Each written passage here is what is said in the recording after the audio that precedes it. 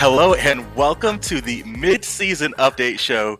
We are so stoked to have you guys here today. It's going to be jam-packed. I hope you guys are ready. Got your snacks, got your drinks. Strap in because it's going to be a long one. We got tons of balance, a ton of awesome skins, including the Avatar Battle Pass, and a rework and a remodel. And here to break things down with me, I got AJ and Pond from Design. How are you guys doing? Good. I'm. You guys are looking great today, might I say? I knew I would be I wearing know. a new shirt, but I did not know all of y'all would be wearing a new shirt.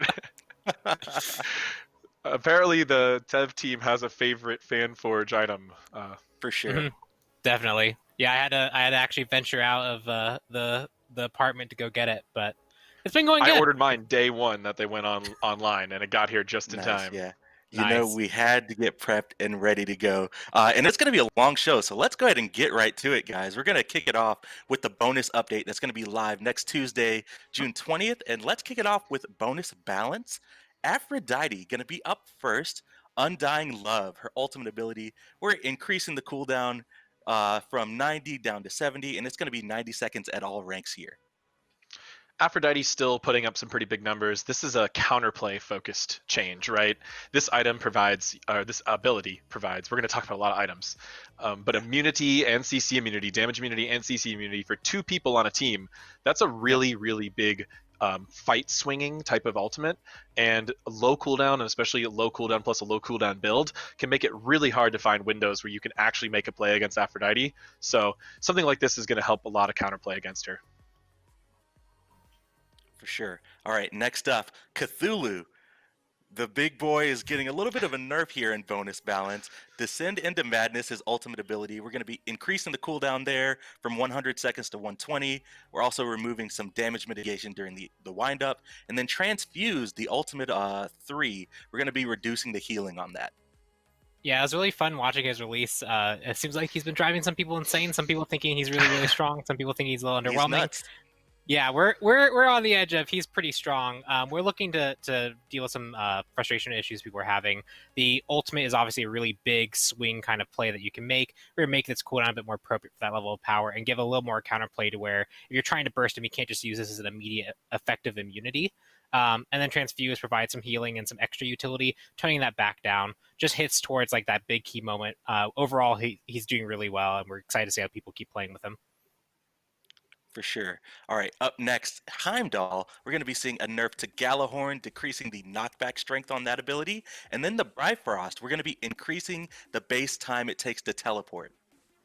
Here I'm singing a similar tune as Aphrodite. These are big counterplay changes. Heimdall uses that knockback strength mostly to interrupt people that are diving on him to gank him.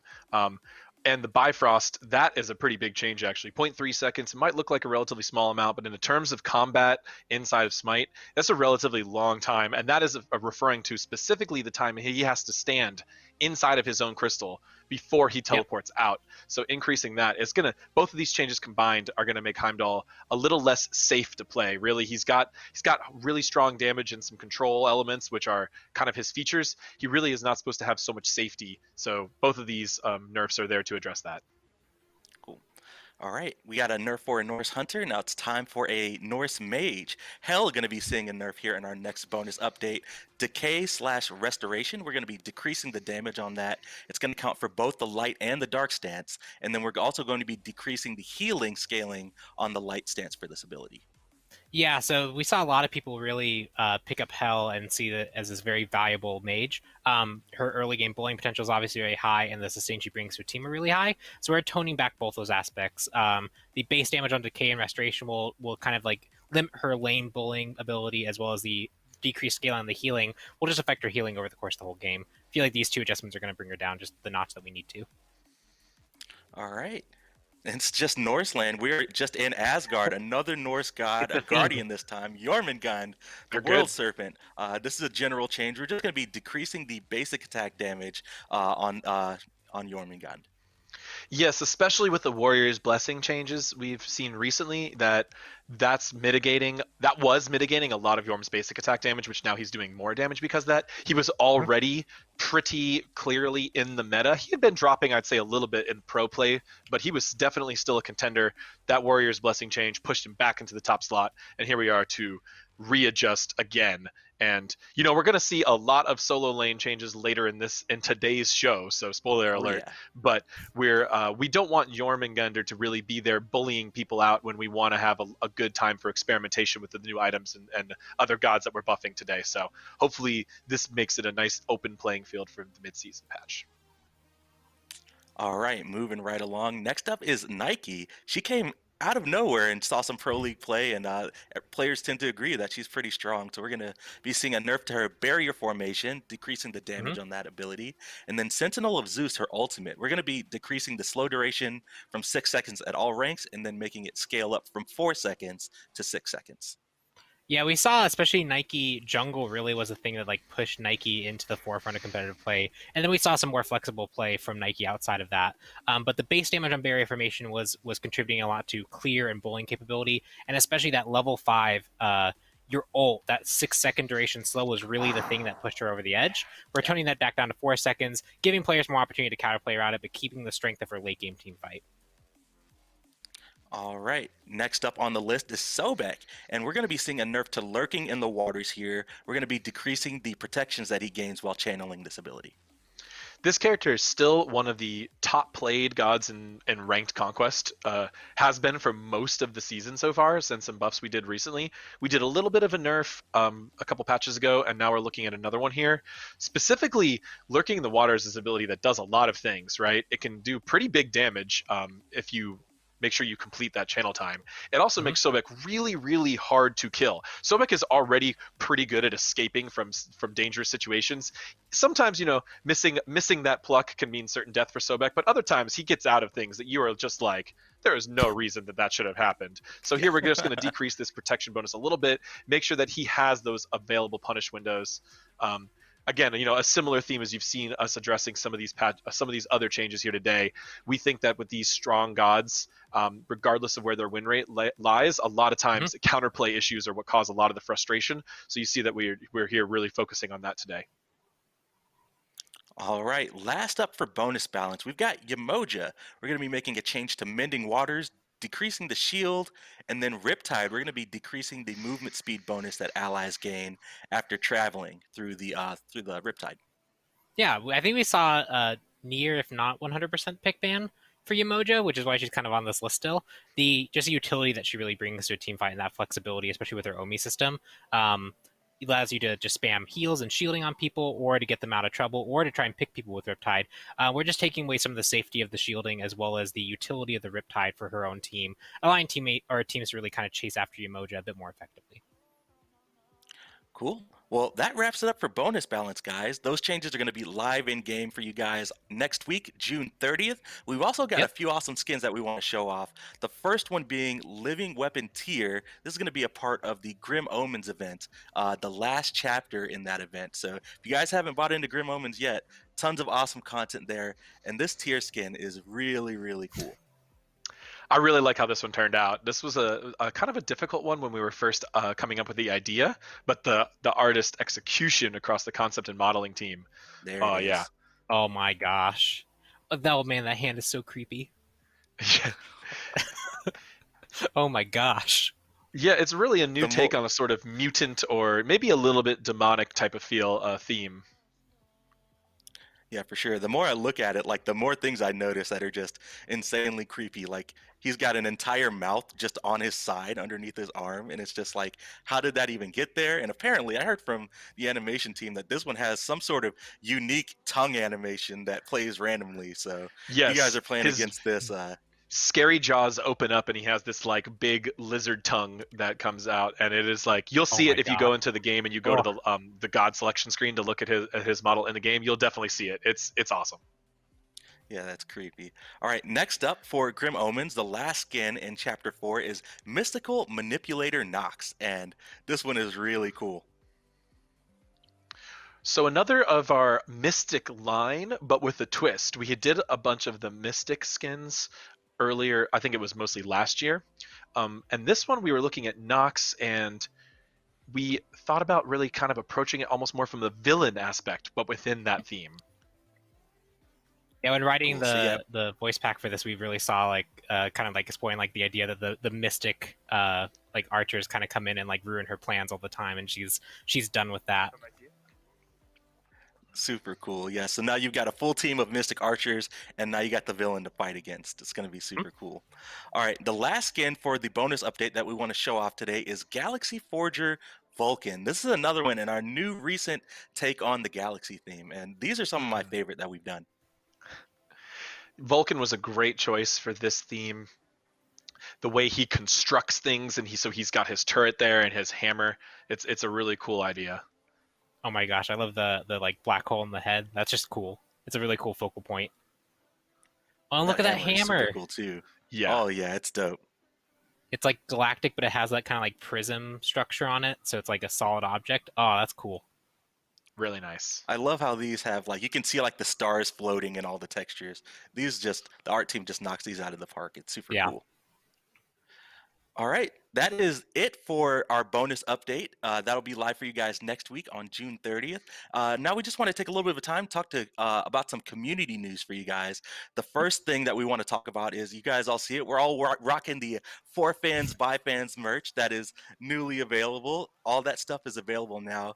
Tons of community created designs, shirts, hoodies, mouse pads, backpacks, tons of awesome stuff that you guys can pick up. And I also want to give a short shout out to Zelgot, who actually won the competition. And if you guys haven't played a game yet, you can play a game and unlock this avatar in game for free. Nice. And we got to shout out to our guy Rage and Cajun for designing this specific shirt that all three of us are wearing today. Yeah. It's great. But there's a lot of other really cool designs on there. This one's a little more comedic, but if you're looking for something more serious, we have a few from Rob Draws that are beautiful. There's some really cool stuff. There's some cute ones. There's some serious ones. We got a really good selection. For sure. All right, last up for community news, I gotta plug the Maxnomic chair. I'm not Dulcin, so I'm gonna try my best here. But we've got the pre-orders available for the SMITE X Maxnomic chair, and we've got the code SMITE Max that you guys can use for a discount. And I actually heard they're actually throwing in a free embroidery to put your gamer tag or in-game name here. So yeah, like I said, I'm not Dulcin, but here's a video for you guys to check out.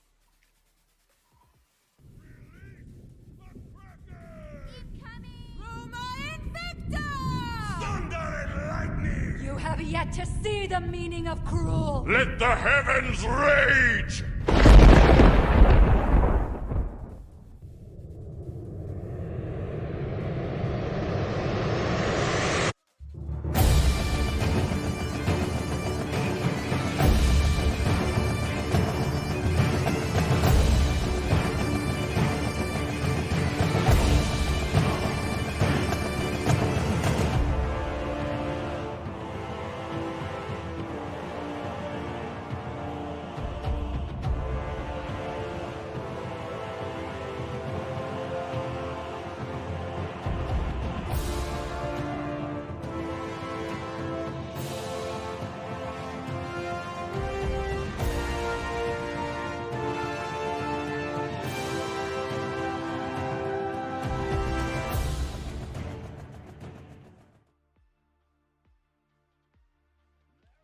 That chair is looking super clean. Hope you guys are comfy because we're getting ready to lock in and start talking about the mid-season update.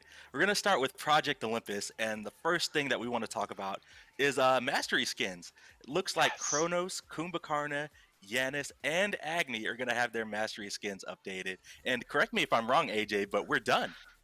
I'm honestly afraid to say that myself because it's something that has been 3 or 4 years in the making, but I believe as of now we have updated all of the Gods Mastery skins to the newer, higher quality style. And it's just, I mean, it's been a massive task. It feels very good to have finally completed it. I know, right? It's like the feeling you get when you finally check off that thing that's been on your to-do list for 3 years. Yeah, for actual years. And, you know, they look great, of course. So looking forward to having all of the people who main those characters be able to finally bring themselves into Season 7 with the new Mastery skins. Yeah, I think we saw the Reddit thread about Kumba like literally yesterday. Yeah, I know. Yeah, there was. He looks much better now. Definitely. Speaking of looking much better, the God of War is going to be looking a whole lot better in mid-season update. He is getting a visual update. We kind of hinted at it a couple shows ago, but the Ares visual update is coming out in the mid-season update. His base model, recolor, and mastery skins are all getting an update, and that card art is so dope. It really so is. good. The model is amazing. It's absolutely amazing. Are we going to jump into game to look at it today? Yep, I believe we have turnaround videos for the base model gear that we'll be able to show. There we go. He looks His hands finally they're like normal. the God of War.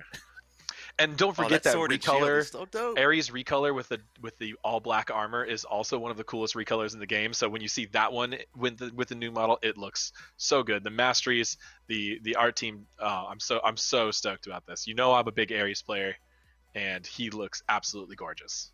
For sure. Oh, there it There's is. the card art for the recolor. I don't think we have So the models good. ready for the recolor and the mastery, but you'll be able to see them in game once we go out live on PTS, and they look so clean. And the most important thing about this whole update to some of our veteran players is that the classic skin will still be available in the game. If you want to still look like original retro Ares, you will be able to acquire that similarly in the way that you did for the ISIS redo. Cool. All right, we got one more topic for Project Olympus that we want to talk about, and it's bonus chests.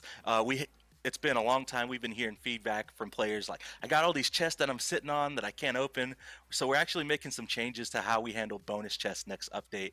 We'll have a blog out later on this week that kind of goes into more detail. But the TLDR is that we're adding some extra items to those chests that you initially aren't able to roll right now, that you'll be able to roll and get rewards. And depending on the tier of the chest, you'll get different rewards. So it looks like for like things like the divine and awesome chest, you'll be able to roll those and get gems. And then things like the champion, godlike, and hero chest, you'll be able to now roll those and get team boosters if you own everything in the chest. Long time community request there. So those chests that you just haven't been able to get anything out of because you acquired the content none other ways, we're now going to give you straight up gems for those better chests, which is really nice. So yeah, a lot more changes to the chests, and we're going to give a lot more detail when we release that blog later in the week. All right, you guys ready to talk about balance? For like the next hour and a half? Sure. Yeah, we'll let's see go. if we can get it done in a reasonable amount of time with so much stuff. All right, let's go ahead and kick it off. And for you guys watching at home, patch notes are live on the site right now if you guys want to follow along. So let's go ahead and start. Let's talk about ranked Pon. What we got going on for ranked coming in mid-season? Yeah, so ranked, we're doing this is the kind of mid-season update we have for ranked. The big things here are we're doing the kind of same style of variance reset and the reset for the top end players. We saw a lot of success with that over the course of this whole kind of like season so far. We're continuing to keep it going, as well as this is the first time this year that we're resetting the God leaderboard as well. So we stopped resetting the God leaderboard, allowed you to kind of build up your like, maybe you had like 5 gods you're really good with, you want to get them all to like diamond and show that off, you definitely could. But now we're resetting that, so now maybe there'll be another number 1 Kuzenbo main or another 1 Thanatos main. So you got to actually play for those things. We have some more stuff in the works that we're trying to get out to you that we want to get out for mid-season, but we couldn't quite get there. So we'll have an update for that as soon as we can. Cool. All right, stay tuned for more updates on ranked. All right, next up, let's talk about Joust really quick. We're making some changes to the mode here, and it looks like we're going to be removing some protection scalings from fire minions, as well as decreasing their health scaling and their max health scaling. For the Very fire, important to note that both this is brutes and archers. This will affect Joust and Duel. So we did some balance on this throughout the year. We've been getting some feedback from, especially from dual players, that these extra tanky late game fire minions are kind of causing anticlimactic matches. So we're going to be toning that down. Make sure you really have to rely on that God versus God combat to end the game. Cool. All right, let's get into the meat and potatoes of the update. Let's talk about Conquest, guys. Give me the general idea of what's happening with Conquest in mid-season. Yeah, this is probably better for AJ. No, I'll get it. We were okay. both trying to throw it to each other. Pon, you're my jungler. But this isn't for this isn't just for the jungle. It is a jungle update, but obviously in SMITE the jungle affects everyone. Yes. So the big things that we're having here is the jungle is now going to be a much more living entity of the map. All the jungle camps as a whole are getting these new kind of treatments. Some of them will actually defend their own home territory. Some will be a bit more defensive. Each will have different abilities that you kind of have to play around. And if you don't play around them, you're going to be taking more damage. And that's all kind of culminating with as well as some changes to the pacing of the jungle, how difficult they are to kill for both players who aren't junglers and junglers. So there's a lot to go over here, but we really did want to kind of overhaul the jungle, make it feel more living, make it feel like a bit more threatening, and something that with more investment that everyone could feel good about. Well said. Sure. And obviously, these are major changes here, but we're also looking towards conquest for next season. Isn't that right, AJ? Yes, we are comfortable to say today that in Season 8, there will be a new Conquest map. Not going to say anything more than that. We just want people to know that Conquest is still very important to us as a development team. And this current map, we think, has been very successful. We've learned a lot of things from it, and we've had a lot of fun with it. But in Season 8, we will be bringing a new Conquest map to Smite. Exciting news. I cannot wait. All right, let's go ahead and start breaking things down. Let's start with the Jungle Shrine. We're making some changes here. Now it's in midseason, it's only going to require a single attack to claim the full bounty, and then we're also increasing the gold per stack from 5 to 10. Double it, Pon Pon. Yep. Yep, it's we got some feedback that the Jungle Shrine and optimizing the Jungle Shrine in particular didn't feel like a meaningful decision to make in the match. Sure, you could optimize it, but the reward wasn't quite there. The reward is much more there, as well as it now takes a single attack to fully claim, so no more like having to like actually Feels sit so there good. and wail on it for a while. You can just kind of like as you're going to your next camp, swing at it and get it. But the most important thing is being there to claim it. Cool. All right, Shrine and efficiency. before we hop into the jungle, let's talk about lane minions really quick. We're making some adjustments, mostly to the AI. Pon, you want to go into detail on kind of the things that we're doing here? Yeah, so we took a look at the AI for the minions. We know that there have been some like complaints about how they behave. Sometimes they don't feel very responsive. So now we have separate AI trees for both melee and archer. So in the future, especially, we can do a lot of separate treatment for them. But we did a performance pass on them to make sure that they were performative. Obviously, whenever you have something that's there times 72, you have to make sure that it's gonna work well. But the big things to note is the way they path to lane, the kind of jostling that we get, where sometimes the archer and the melee can kind of swap places or they get bunched up. That should be lessened. It'll be we've done some things to make their pathing smoother and make sure that they are moving to their locations as they should, as well as they are now going to be much more responsive and actually seeing you walk into lane. So no more you walk into lane, they just ignore you for a whole second. Now they'll be pretty snappy to actually look at you. And the final big thing, which will actually change a lot of how minion grouping works, is right now they currently target the same target until that target dies and then they choose a new one. Now after every shot, they will retarget to their closest target, which means minion waves now kind of more evenly trade, and you're more likely to see them kind of bunch up in the center of the lane rather than like kind of snowball to one side and snowball there. So lots of changes that are going on there. It'll be really interesting to see you guys actually play around with them. But AI overall has kind of happened for these minions. Big competitive implications here. You know, we've always kind of had some feedback about lane minions feeling a little inconsistent or sometimes really pushing waves even when no one was there. So now they should be more consistent, but AI is really difficult to predict exactly how it's going to occur. So of course, you know, keep an open dialogue with the community and with the pro players as we test this change. All right, and one more point before we hop into the jungle. Just want to touch on mid lane really quick. The two new camps of the 2 small harpies that we added at the beginning of the season, these camps are going to be changed to have a single elder harpy instead of 2 smaller harpies. Yeah, this is essentially a mid lane nerf.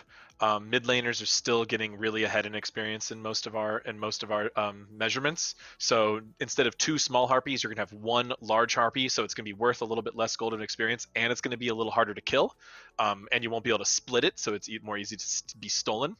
And then there's just going to be a lot of changes today across the jungle to the XP and gold rewards, as well to the tankiness.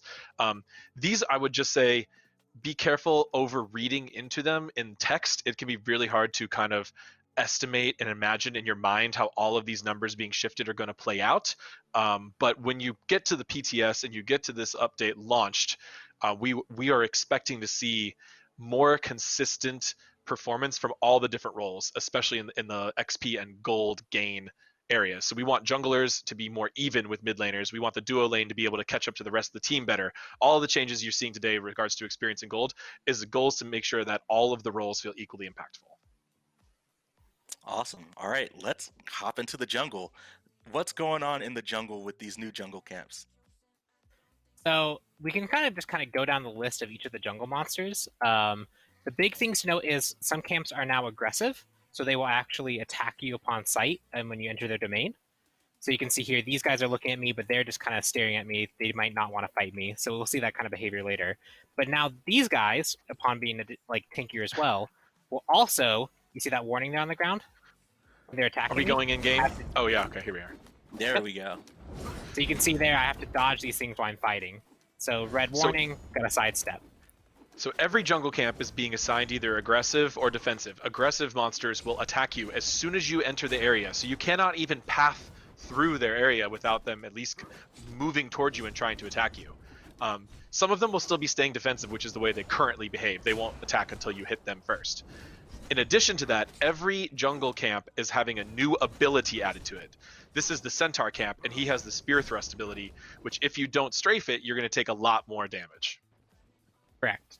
And you can see here, these guys are really tanky. I'm 51 minutes into this match. Don't use this as the benchmark for how tanky these camps are going to be. Wow, 51 minutes. Yeah, you can see that the setup time it took to get this map launched up for us to stream it. But yeah, Right. you can see here, this is the attack, that's the one on the ground, and each camp is going to have their own unique thing to kind of consider. Right, so the Manticores, Chimeras, Harpy, Gold Fury, Fire Giant, those are the aggressive monsters. So mostly the duo side of the map and the bosses. The You can see there defensive they walked at me. monsters are the more wise and civilized monsters across the map. So the Oracles, the Pyromancer, the Centaurs, and the Satyrs, so the solo side of the map, those monsters will not attack you unless you attack them first. One of the most important things here is this really just makes certain parts of the map more dangerous. You can't just walk through the Gold Fury pit to gank duo anymore. The Gold Fury will see you and try to attack you. If you enter the Fire Giant's area, he tries to summon magma pools under you. I know a lot of people use that area for a safe like recalling. I feel like that's an especially common place to do that pawn. Can't do that anymore. So we're making the whole map a little more tactical and just the way you fight around the map, as well as trying to add a lot more of interesting interaction to the experience of jungling or just clearing your jungle camp from whatever lane you're playing. For And you can sure. see So there's a I lot think- of like... Oh, go ahead. Go ahead, Pon. I'm sorry. As you can see there, like especially when you're trying to ward this area, you might actually like cause a fire, like a fire pool to spawn, and you actually have to play around that. So there's a lot of high level consideration around these camps being more aggressive in defending their home territory. Cool, for sure. So I think we just want to go down the list, and you want to start with the Alpha Harpy here, and just talk about all the new abilities for all the new jungle camps. But let me go fast. Gonna room it. The first There here we is the go. Alpha Harpy camp. You can see it's fighting me, and then it does that kind of screech attack. Obviously, this is in dev. Once we get to PTS, we'll have like the full icon stuff there. You can see the temp icon there, but this debuff is going to actually be affecting my ability to deal damage to targets. It's going to reduce my attack speed. So if I'm going to fight this, I probably want someone to help me to take that attack speed buff, or if I'm the hunter, I'm just going to have to deal with taking it more slowly. One of the most interesting things about these changes is that some of them will even affect the way you fight gods after, or many of them will affect the way that you fight gods, or if you end up being invaded or fighting another player while you're doing this, they're going to affect you here. So here, this 15% attack speed debuff, that slows down people that are fighting, and it's going to slow down your damage output. Also, every jungle camp is designed with a sort of gameplay challenge involved, something that you might often see in like MMOs and games, similar games. So really, this Harpy, one way you can mitigate this, right, is to duo it. You can have your Guardian take the attack speed debuff so that your Hunter can still output that max damage. And each of these camps has a little kind of trick to the trade as you learn and fight with these new mechanics. For sure. All right, next up we got the Elder Harpy and the regular Harpy. So these Harpies don't have any sort of new abilities, but they do follow the aggressive behavior type. So if you walk into their area, they'll go out to attack you. Yep.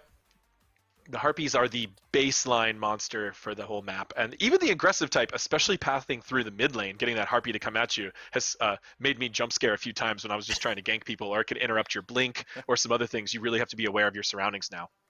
Yeah, I tried to hide in a camp once, and I was like, oh no, the camp is it's fighting me now. So it definitely changes how you're going to play. Yeah. For sure. All right, So next then... up we've got the Manticore, or the red buff, and he has got a new ability called Berserk. And I believe we're going to go in game here for all of these and show you guys. Here I actually have to get... Yeah, because he's super tanky. This one triggers when he gets to low HP.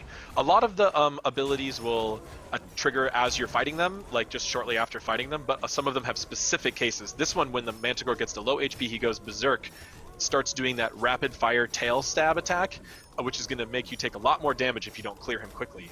And the kind of intended dev challenge here is to save your burst damage, save maybe an ability or two, till he's already low health.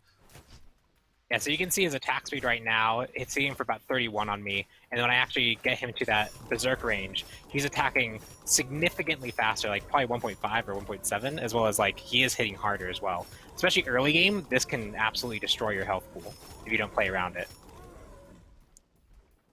For sure. All right, next up on the list, we've got the Chimera, or the purple buff, and his new ability is Void Sludge. This one's really interesting. We did a wide range of different types of abilities on these characters. We wanted to try a lot of different things. So you have things like the Centaur, the Manticore, which you kind of just dodge attacks.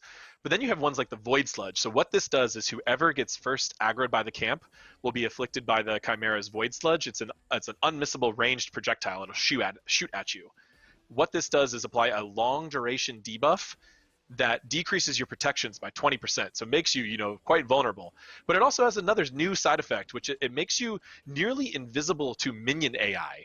So you will be able to take more damage from gods, but you will also be able to make like power plays in lanes without getting the minions to aggro you. So you can do a really cool, interesting rotation after you fight this camp and you go to duo lane, where one of your gods in your team can actually prevent themselves from being attacked by the minions. Yep, there's a lot of really high-level things that you can do, especially in like level 1, like lane pressure. That's like a thing that you're kind of like dealing with minion AI, making sure they don't damage you too much. This really changes up, like you can actually be aggressive and know that they aren't going to hit you if you utilize this buff effectively. Cool. All right, next up is the Centaur, or yellow buff. We kind of touched on this at the beginning of the segment, but do you guys want to go into a little bit more detail on his new attack, the Spear Thrust? Yeah, so this is a line warning area that is going to come from the center guy. He, if you get hit by it, it just does bonus damage. It's pretty significant, especially early on in the game, where if you just kind of eat all these, you're going to leave the yellow buff with quite low health pool. So you got to strafe and actually like kind of combat strafe to make sure you're not being hit by it. This might make it difficult to see people coming. It's just an extra thing to kind of worry about. So try and avoid it if you can. That's the simple dodge it one. For this one that we knew junglers would be soloing by themselves often in the early game, we didn't want anything too fancy, but we did want something that made them have to think a little bit more, made them have to move a little bit more. So you will have to watch out for that attack, which will do a lot more damage if you get hit by it. Cool. All right, and then last up for the buff holders, we've got the Satyr, or the blue buff, and we're right here. So what's going on with this Satyr? It looks like he's missing some friends. Yeah, this one has had some bigger balance changes as well. So now it's only a single Satyr, and he is worth the same amount of XP and gold as a normal trio of camps. So this blue camp is still worth the same amount. His special ability is that he will summon spirit satyrs to help him. These have very low HP, but do a lot of damage. And you'll need to make sure you save an AoE attack or a cleave to clear these while you're fighting him, or you will end up wasting a lot of your basic attacks on them, or you'll end up taking a considerable amount of additional damage while fighting him. You can see some of these abilities have cooldowns associated with them. So I was fighting him the first time he spawned them, second time it was still on cooldown, and now the third time he's actually used it again. They are quite squishy. They don't give any actual additional reward, but if you don't have an AoE ability to really kind of get rid of them, they're going to ramp up some damage on you pretty quickly. The cooldown is an interesting thing because even players can use the cooldown as a way to circumvent the mechanic, and we're okay with that. But you're wasting time, spending time letting the camp reset, things like that. And the cooldown is important because some of these, when triggered multiple times, could have caused other problems, right? We didn't want this to have a whole army of spirit satyrs just running across the jungle here. So I believe it's this one and the purple are the ones with strictly enforced cooldowns. Yep. Cool. All right, that wraps it up for buff camps. Let's start talking about some neutral objectives here. Pyromancer is up first, and the Pyromancer has a new ability called Infernal Ritual. What's going on with Pyromancer? So the big thing to note is now the Pyromancer, and when we get to it, the oracles they already were, are now CCable. And the whole point there is they have this long duration channel that if you don't interrupt and don't play around, it's going to actually pretty negatively affect your ability to clear them, or make it so that enemies are more easily able to actually jump on you and hurt you. So for Pyromancer here, you can see that big giant wind up into a actual aura effect that's on me right now. I have a debuff effect on me. And this one, I believe, is I take more damage, if I am remembering correctly. I'm taking damage, increased damage from all sources. Yeah, it looks like 15% if you get hit by it. So yeah, if you're fighting Pyromancer and you don't really interrupt this effect, the enemy team can actually come out and pretty heavily swing a fight against you. So Pyromancer might not be as safe of an objective if you can't play around this mechanic, or you don't have access to it, or burn a stun, and that gives an opportunity for the enemy team to come in. So there's definitely a lot more consideration with when you're fighting the Pyromancer now. One of the main effects that you're going to see is happening from the Pyromancer and the Gold Fury is that if you're just trying to bait the objective, so it's a common strategy in high level play where you attack it and you just kind of stand here and let the other team approach, this is going to make that more risky, specifically that play, because you're more likely to be afflicted by these additional abilities that these characters are now going to have. Cool. All right, moving right along, we're going to do the oracles next, and they have another ritual, but they have the guarding ritual, and I'll go ahead and read what they've got going on. It looks like shortly after the oracles are attacked, they'll channel for 3 seconds, and if they successfully channel the ability, they cast the guardian ritual, which grants the oracles 40% reduced damage from all sources. Yeah, so you can see there, I didn't interrupt the channel, and so my first leap did like 110 damage versus the 220 that it did when they were actually fully vulnerable. So if you don't interrupt this, it can drastically slow down your ability to clear this camp and get vision on the Gold Fury. Turn it off one more time. All right, next up, we touched on it earlier. For the Fire Giant, whenever you walk into the Fire Giant area, he is now going to spawn those molten pools. Yep, so you can see here I aggroed the Fire Giant, he's not happy with me, and now there's the fire pool underneath me. So easily avoidable, not something that's going to really interfere too much, but if I'm trying to bait Fire Giant, if I'm trying to like push people out and get position on here, I now have a little bit more to consider, and it creates some opportunity for enemies to also counter-engage. This one has scared me a few times just in playtests, right? I'm just walking through the jungle, I think I'm okay, and then boom, this Fire Giant appears under me. Like, it was really about making the jungle feel more alive. We have all of these scary, intimidating, mythical beasts everywhere, and they just kind of hang out and wait for gods to start beating up on them, right? And we just felt like that was a thematic miss. So we wanted to take a chance to add a lot more emotion to the map while also adding a whole lot of more strategic elements to the map. Yeah, I've definitely been paying more attention to the jungle monsters and what they do, and like recognizing that they're part of this living map more so now than I have in other kind of situations, especially Fire Giant. He's like, get out of my area, don't stand here. This isn't your team fight platform. Exactly. One more. All right, last Gold up Furies. for neutral objectives, we've got the Gold Fury, and it looks like there's going to be each new Fury, well, not new Fury, each Fury, there's currently 3, regular, Oni, and then Primal. They're each going to have a unique ability. What's going on with the base Fury ability? Yeah, so you can see there, that's the kind of channel that all the Gold Furies are going to do, and they're also an aggressive camp as well, so they'll chase after you. But I believe the Gold Furies one is, I'm now worth more gold if I get killed. Right. So all 3 Furies, their special ability is a channeling single target spell that stacks. So the Gold Fury will stack the Burden of Riches debuff on you, which will stack up to 6 times and slow your movement as well as make you worth more gold to enemy gods if killed. which is pretty interesting. You know, it's a not that long duration of a debuff, so it's pretty specific interaction. But that's just you know, an element of theming we really liked. So the Gold Fury Yeah, the actually flavor is makes you cool. worth. Yeah, the flavor is top notch. So the Gold Fury actually makes you worth more gold. The Oni Fury will apply the Burden of War, which will increase damage taken from all sources, similarly to the Pyromancer. And the Primal will do the Burden of Dread, which will reduce the damage dealt.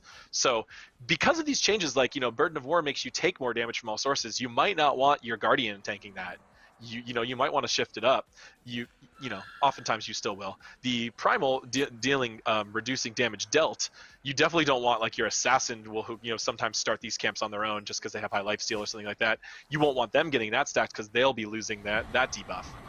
You can also interrupt these by wisely resetting the camp and transferring aggro between characters too, which I expect a lot of the pro players will master relatively quickly. But the thing is that this provides a lot of additional threat to just standing around with this camp aggroed to you, which is a pretty common thing to do. We want to make sure that that has a reasonable amount of risk and reward involved in that strategy. So along with all of these abilities, every single jungle camp, almost all of them, has a significant amount of balance notes, which we didn't go through and read all the numbers here because it'd be a little wordy for us to read out. But a lot of the camps have been made a little harder to clear, but they've also been made worth more experience. So we're gonna see junglers making their rotations, so as far as where in the jungle they're reaching at what timestamp, that's going to slow down, but their level and experience is going to actually increase. And this also has a big effect on the rest of the map. So as I kind of mentioned at the beginning, we want to see a lot of playtesting, a lot of iteration, and a lot of feedback going forward to see how this feels. But it does a good job in our testing of making all of the classes and the different roles be more equivalent in experience gain. For sure. That wraps it up for all of the conquest changes.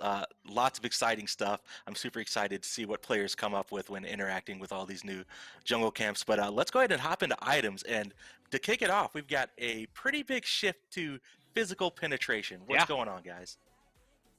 So similar to our changes for magical penetration at the start of Season 7, we were looking and seeing that in a lot of cases, people could kind of build one item and suddenly negate a lot of tankiness in the game. And so we wanted to separate percent pen, make it a stat that people are more regularly and consciously building into their builds. And so like magical, where we created a few new percent pen options as well as some 20% options, physicals are also getting that change with a few tweaks. Unlike magical, items like Spear of the Magus and Obsidian Shard, they have different considerations and different power level. So we've kind of adjusted all our items according to what physical specifically needs, as well as physicals have more kind of classes under their umbrella. So you have the Hunters, you have the Assassins, you have the Bruisers, and you have the Tanks, where Mages are mostly ability focused, and we have In-Hander. So there's a few more percent pen items. Some are specifically reserved for one type of class. Others are more, we're kind of expecting only certain classes to really lean towards them. For sure. So physical percent penetration is now going to have a 40% cap, but you can get physical percent pen from a variety of items, and we're going to go right into it and start with Titan's Bane. We're going to be increasing the cost here on Titan's Bane, increasing the physical power, adding 20% pen, but there's a new passive. Your first ability cast gains 20% physical penetration, and that has a 10-second cooldown on the item. Similar shift as you saw with Obsidian Shard, and this is especially going to be a much more popular item on ability-based characters now. So, as Palm was mentioning, we had to do a little bit of different strategies in applying this to physical because there's a lot of different types of gods, and you know, you used to see this as a one purchase for tank shredding on Hunters. Probably not going to see that as much anymore. Maybe still on some of them or some of the ability-based ones, but probably not as much anymore. And one other important thing to note about physical pen that's a little bit different of consideration as well, just to kind of give an example, percent pen on towers, right? That's something that used to exist in Smite. When we removed it, Hunters saw their damage to towers decrease. With percent coming back as a stat in this way, you actually are going to see Hunters and Assassins do more damage to towers again. So again, when we talk about like the different considerations magical versus physical have, this is like an example of that. Good point. For sure. All right. Next up, we're going to talk about the Executioner. We're going to be decreasing the cost on the item, increasing the power, but we're decreasing the passive shred from 12% per stack to 7% per stack. Hunters this had was a lot of one. Yeah, we went back and forth on this one for some time. Executioners is kind of analogous to the Spear of the Magus for mages, where it was this kind of defining item, but it was defining in a different way where most hunters could make use of this item really well. It wasn't really defining which hunters were good over other hunters, and so rather than try and change it too much, we just wanted to kind of go with our messaging of the percent pen should be something that you build over the course of the game. Buying this one item kind of negates tanks off the gate. So we're reducing the cost and making this easier to build and giving it some more raw power, just so that the curve is a bit better early on when you're fighting other squishy characters in lane or fighting minions. And then you can let the percent pen help with other percent pen items later on into the game. This balance point that we fall into is one that we had to like really go back and forth on. But given all the other changes that we're about to go into Hunters, we feel this is a good spot for it. For sure. All right, Hunter items up next. Atalanta's Bow. We're going to be adding 20% pin to the item, removing the 10% movement speed. And this item is going to have a new passive, which is a fun one. Whenever you get a killer assist on an enemy god, you gain Atalanta's agility, increasing your attack speed and decreasing your movement penalty for basic attacking. This is half Fatalis. Or like less than that, because you have to get a killer assist on an enemy god first, and then you get a reduced Fatalis-like effect. And we can balance that 50%. We can adjust that as needed. But it feels really good to be moving quickly in all directions. This one's specifically designed as kind of a new 20% pen options for hunters, since we pretty much took away Titan's Bane from them, except for some rare cases. Atalanta's Bow is your new option here, with 20% pen on it and still already pretty good attack speed and power stats from before that that were unchanged. It's losing the movement speed, but it's gaining so much more across the other. 20% penetration is a pretty huge swing here. Yeah. And this passive is really strong, really lets you feel powerful and lets you follow up on kills really well. Yep. Cool. All right, next up we've got Rage. Quick nerf to Rage here, increasing the cost by 100 gold from 2,300 to 2,400. Rage is one of those items that we've seen people really pick up even when they're not going crit builds. So we feel it's a bit too effective for what it's doing, but given the amount that we're about to shake up Hunters, obviously the execution change we just talked about in physical pen shift, we wanted to keep that somewhat relevant to where it currently is and let players play around it and do some balancing on it afterwards versus doing a large change to Rage right out the gate. We do recognize that it's a pretty strong item as a whole, and so we're giving it some cost increase to kind of note that. All right, next up on the list, Silver Branch Bow. We're going to be adding 10% physical penetration, removing the 10 flat pen, but we're increasing the physical power that you gain from the passive per stack. I swear this item is going to be good one of these days.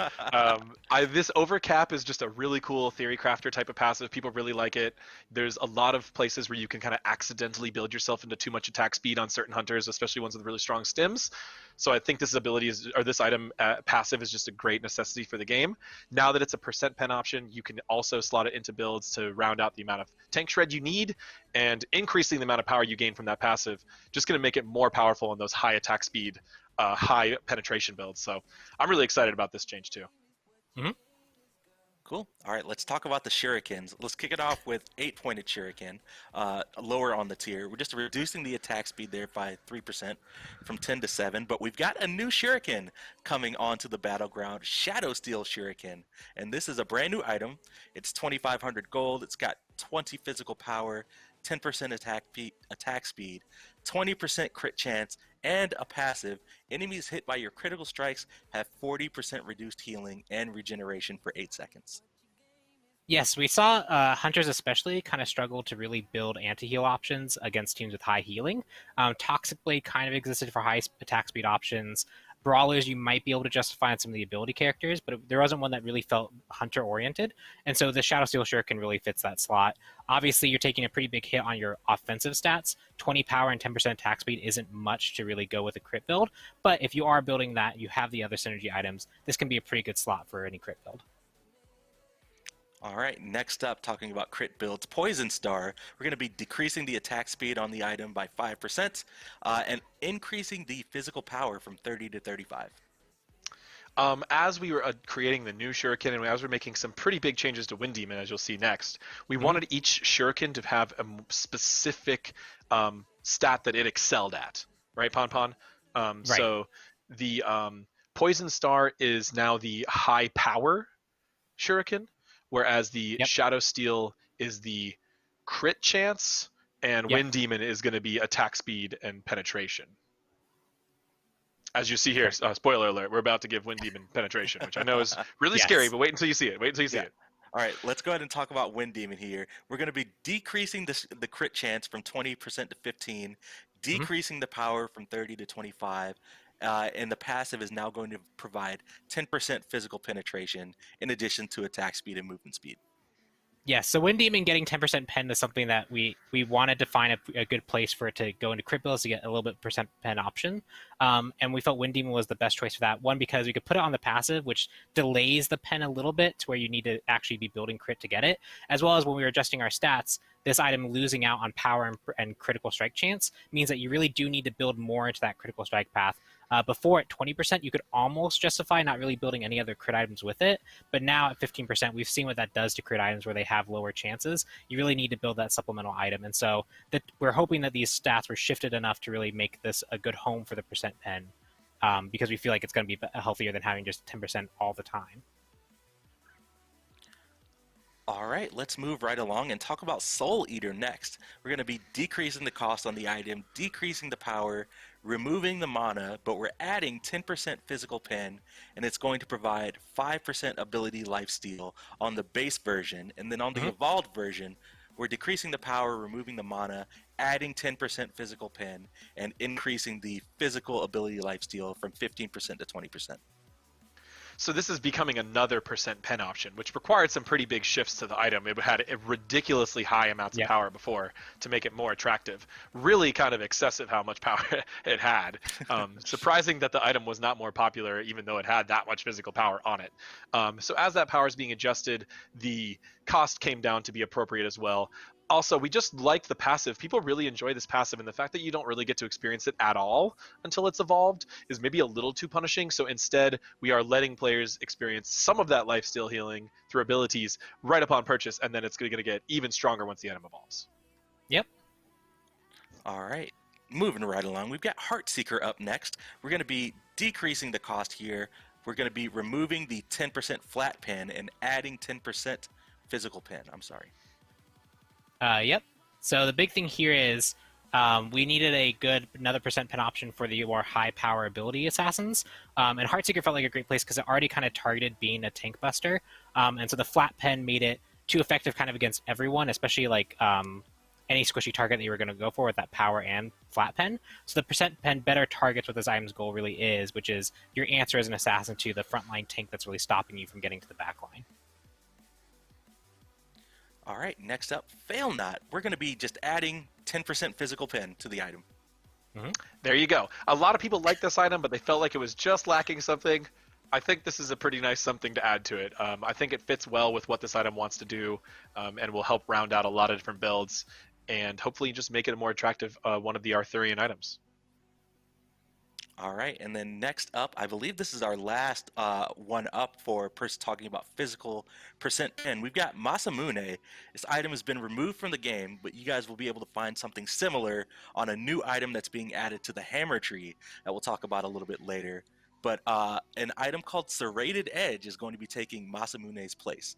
And this is a brand new item. It's 2,400 gold, has 40 physical power, 10% lifesteal, 10% movement speed, 20 physical pen, and a passive. If all of your non-ultimate abilities are on cooldown, you gain 40 basic attack power and 10% lifesteal.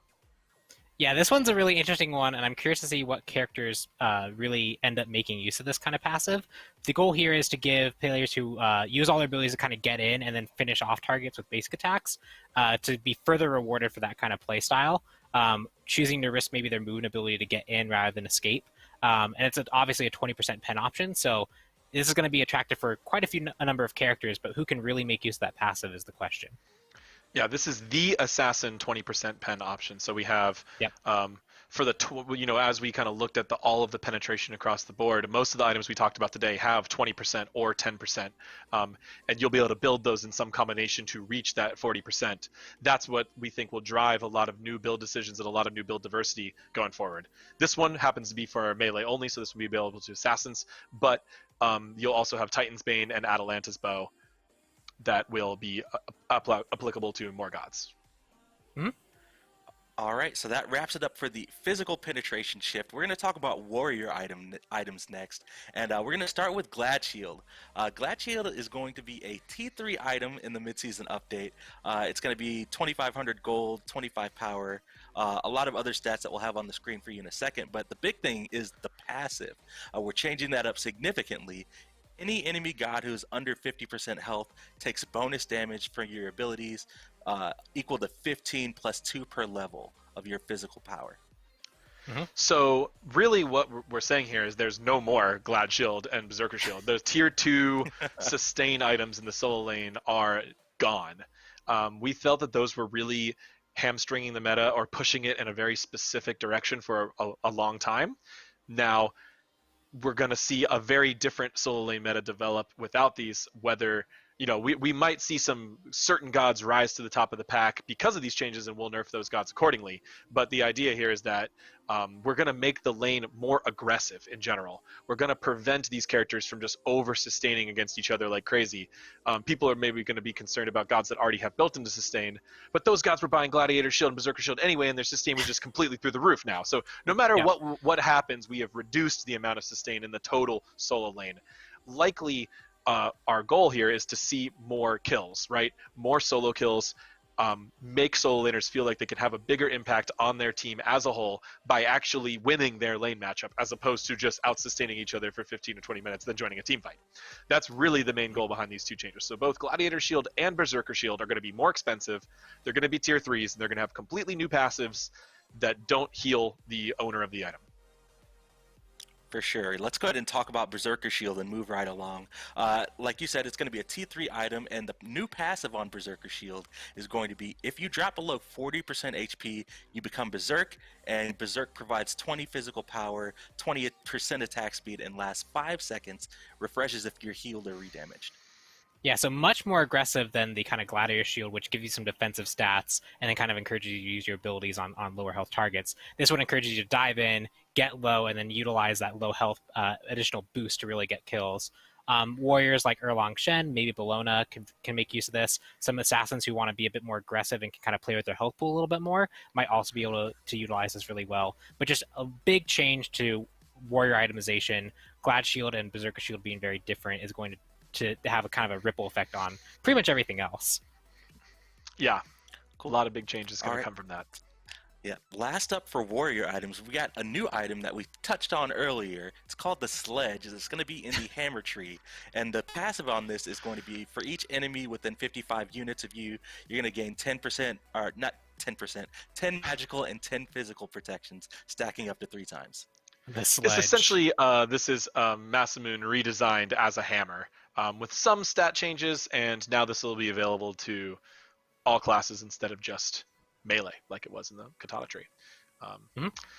Treating this mostly as a warrior item, but we could certainly see it picked up on assassins from time to time, although they weren't really picking up Masamune in its current state that often, so I'm not sure that's too likely. But this was a really popular effect. People just like this idea of I get tankier when I'm in the heat of battle, so it was a really popular effect we didn't want to cut from the game, but we needed to make room for that 20% penetration option in a assassin only tree, because we did not want hunters buying that. So we essentially moved and renamed and rethemed, and we were trying to think of a new type of hammer, and we came up with like a sledgehammer, and instead of giving it a fancy name, we're like, it's just the Sledge. It's a sledgehammer, and watch out, here it comes. Yep, for sure. A lot more tanky, right, and the passive works off only 3 gods instead of 5, so skirmish oriented as well. Right, that's a really good point to note, that you don't have to have such high variance on the item. Now you can actually reach that max efficiency much more often, and in other game modes. Shoutouts to my my Joust friends. Yep. There you go. All right, let's move on and talk about all the other items getting changed in mid-season. Let's start with Assassin's Blessing. We're going to be increasing the health on the item. It's now going to provide 7 physical and magical power, increasing the healing from jungle monsters when you kill them, but we're decreasing the bonus damage done to jungle monsters. Yeah, so this kind of goes along with the goal of the jungle being a more difficult but rewarding objective to fight. We've tuned the numbers so they feel good to fight as other classes, but with that 40%, junglers still kind of just blew through everything and killed everything, and it made it difficult to increase their reward or to really balance them accordingly. And so we've decreased the amount of bonus damage they get. They still are the premier jungle slayers. They're the ones that farm the jungle. And just to make up for the fact that they're going to be a little bit slower at killing things, they're going to gain some bonus sustain so they can survive, as well as the item itself. We've seen a lot of people complain that it just doesn't feel a good enough starter in its own right outside of being able to kill jungle camps. So it's getting a boost of health that you can use maybe when you're trying to gank, and additional power that's going to make you effective against all targets. I mean, Right, next up. Sorry, Go didn't ahead, mean to AJ, interrupt. sorry. Just Yeah. a lot of times, we've heard about Assassin's Blessing needing to have a little bit more wider application, as Pon touched on, the shift down, and just want people to understand that you're going to be also experiencing this on rebalanced jungle camps. Yes. With different tankiness stats too, so things are going to feel a little different, and we just want to encourage experimentation. Try out a lot of different junglers, see which ones really feel like they work and which ones don't, and we'll be excited to watch and try out those changes ourselves. For sure. All right, next up we got Warlock Staff. We're going to be increasing the base power from 65 to 85, but decreasing the base power per stack that the item grants. So even though this looks like a shift, it's actually a buff because it's buffing it at both stages of its life cycle, Yes. just not buffing it as much late game. This was an item we redesigned at Season 7 and we preemptively nerfed before launch because in our internal testing, it was extremely powerful. However, we launched it a little underwhelming, and then, all players weren't there for internal testing, so they never saw that powerful Warlock Staff build that we were running. So we're wanting to make sure that we make this item actually a viable option for mages, and we think that the healthier way to do that is through more power. I think it's good for us to have a power health balanced item. Putting too much tankiness on that item is going to cause problems for sure. So we focused on this specific update on giving it more power. All right, moving right along. Book of Thoth going to be seeing a decrease in cost. Yeah, we've seen a lot of builds kind of divert from doing these more stacking items, more long-term focused investment. Part of that's just because they were difficult to really build into as they should be, but they're a bit too difficult for that. So Book of Thoth, getting a cost reduction, making it easier to start that build path and get some of its power. We've seen some DPS kind of calculations around how it compares to other items, and it just didn't. The difficulty for building it didn't really justify the amount of power you got out of it. So making it easier to build will help that. All right, next up we've got Tyrannical Plate Helm, a new item that we saw this year. We're going to be increasing the magical power here, and then also increasing the bonus minion health that it grants. This is essentially a revert. People saw this item at Season 7. I think they just got a little bit of sticker shock, and we listened to the feedback and we nerfed the item, and then when it launched, pretty much no one bought it. So we're buffing it back in a few ways to hopefully bring it back to being a viable option, maybe opening up the soul lane to more guardians. But we never really, I didn't feel like we really ever got to see this item really tested because we might have over nerfed it pre-Season 7. All right, next up is a fun one, Mail of Renewal. We're going to be decreasing the time it takes to heal for 15% and regain 15% mana from 5 seconds to 3 seconds. Yeah, with some sustain options being removed from kind of warrior bucket, some of the other sustain options that exist could be a bit more effective. Mail Renewal takes a long time to really get the health going after you secure an objective or win a team fight, just making it easier and also making it less prone to being overwritten, because if you only get one tick of it and then you get another kill or another objective, it would kind of eat the rest of it. Much more of it is going to be effectively going to you. Right. All right, got another sustain option up next, Stone of Gaia. We're going to be increasing the healing per second on this item. Yeah, Stone of Gaia, although we haven't seen it much in the meta, it is a pretty consistently popular item in our casual player circles. Players playing Assault, players playing at a slightly lower skill levels of Conquest. That extra free sustain just feels really good.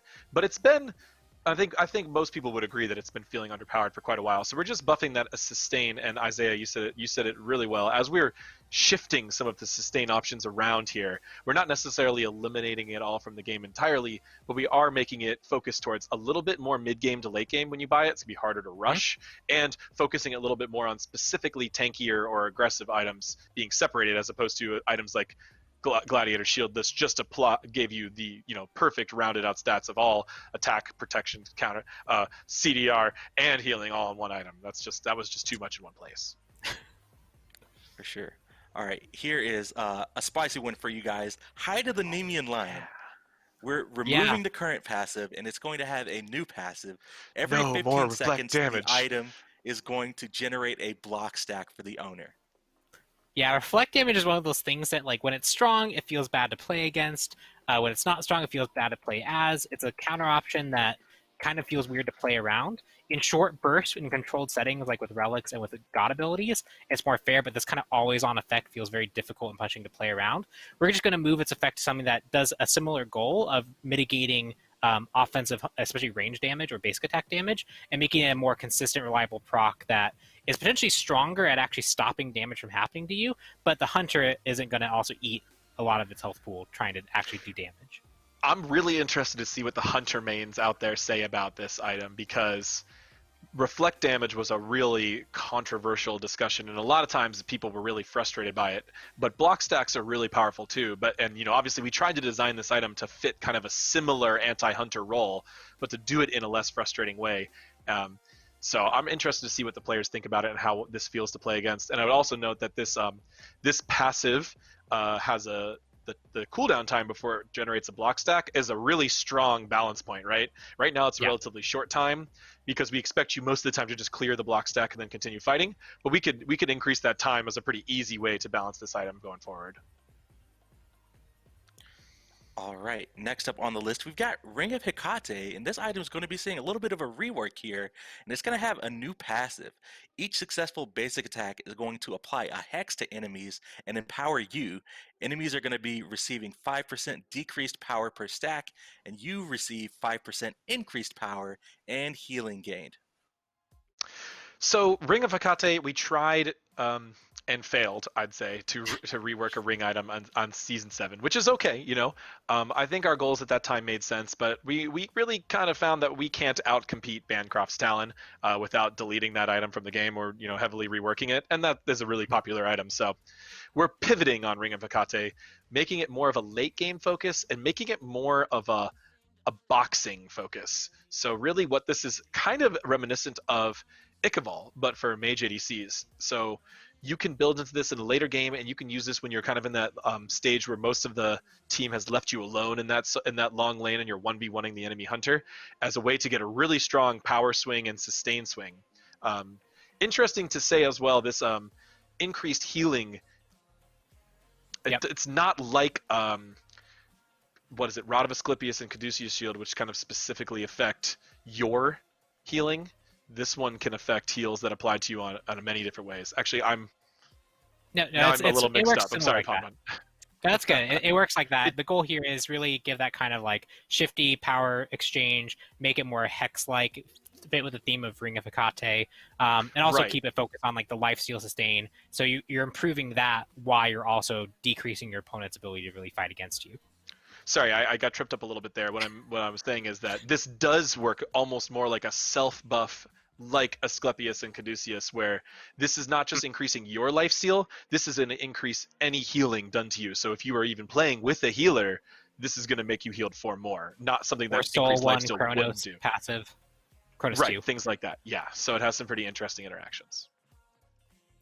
Cool. All right, next up on the list, we've got Divine Ruin. We're going to be increasing the power for the item, but we're decreasing the pen. Yes, and this also might be paired well with Spear of Desolation, which is also next. I would talk about them together, Pon, Yeah, let's go ahead and do it. Spear of Desolation, we're decreasing the pin on that as well. Both of them from 15 down to 10. Yeah, so we saw the kind of rise of the double pen mage build where they're just rushing this and getting a lot of effectiveness. These pen options should be more kind of dispersed throughout and be these more situational choices, but they were just being too effective. Spear of Desolation already provides a lot of power in addition to utility and cooldown reduction, so we felt like it could just kind of use the nerf in general. But Divine Ruin, which is this more focused anti-heal option, we wanted to make sure that it still feels really good to buy. Reducing the pen was probably too much of a hit on its own, so we've also given it some power. And it's also paired with the next upcoming one, which is another pen option that is probably going to be on a lot of people's radars. So the idea of stacking 3 pen options is also something that we had to consider. Let's get into it. Spear of the Magus seeing a rework here. It's going to have a new passive. Any god that you damage becomes marked and debuffed to take 7.5% increased damage from all sources for 10 seconds. So, Spear of the Magus's recent passive also was one of our less successful changes from Season 7, so we were willing and we were happy to adjust this and pivot it in the new meta.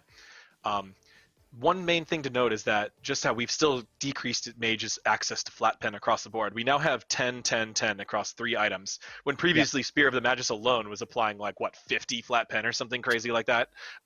So we have taken that down a notch too. So, on to Spear of Magus's new passive.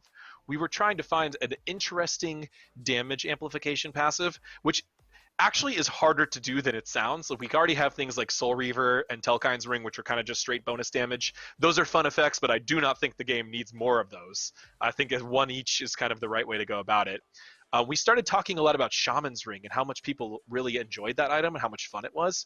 But that item was really confusing because essentially the way we balance that item is instead of just giving you the appropriate amount of stats and giving it a cool damage amp passive, it was just balanced so that the bonus damage plus the stats was just about the same as the damage you'd buy from another pen or power item, right? It didn't really change much.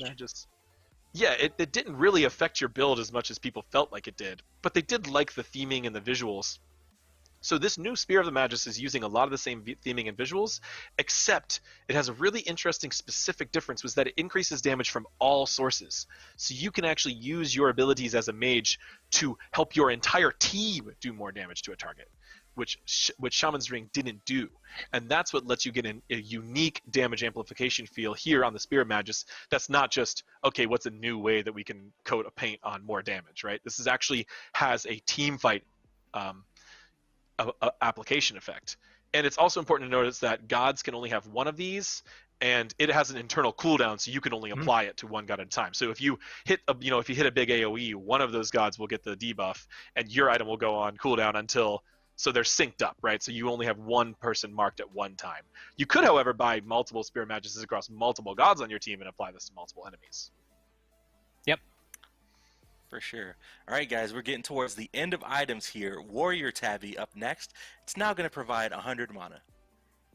Yep, this was just Warrior Tabby specifically was in a weird spot for boots where it's like 40 power is really good, but we've done a lot to other boots to make them a bit more interesting, and this one was focused on abilities but didn't really help you with ability usage. So now you get a little bit of extra mana to play around with that bonus power that you're buying. Cool. All right, let's talk about relics now. Teleport up first. Players will now be able to use the teleport relic to teleport to phoenixes. Shoutouts to the Olympians on this one. Didn't really see any reason not to let people do this. I assume this was a design decision made ages ago that we just hadn't revisited. So it was a pretty relatively quick discussion. We were like, sure, more control, more flexibility over the item. Don't see any problems with it.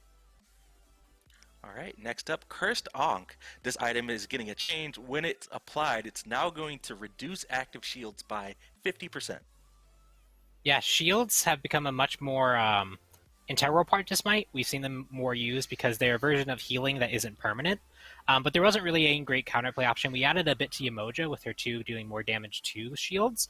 Now we're going to let you interact with that more effectively. And Cursed Ankh was one of those items that we actually looked at those kind of stats for it. And even when it was being built in situations where it should be good, it wasn't seeing as much success. So a little bit of extra flair, a little bit of extra use case feels appropriate here. And it's also important to note this is when applied. So you're not reducing all shielding for the entire duration.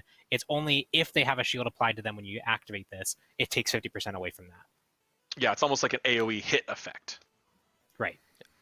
And this is tied in closely to the next relic change. Yep, this one's really Sundering spicy. Spear. Sundering Spear will now destroy enemy shields when applied. Yep, so another anti-shield, but stronger, but single target. So this will destroy any amount of shield blue health that the opponent has at the time you hit them with Sundering Spear. Yeah, Sundering Spear is going to be really interesting. There's some shield characters that are going to be a little bit afraid of this, but if you're burning a relic slot and a major cooldown to deal with another character's strong ability, that seems relatively fair.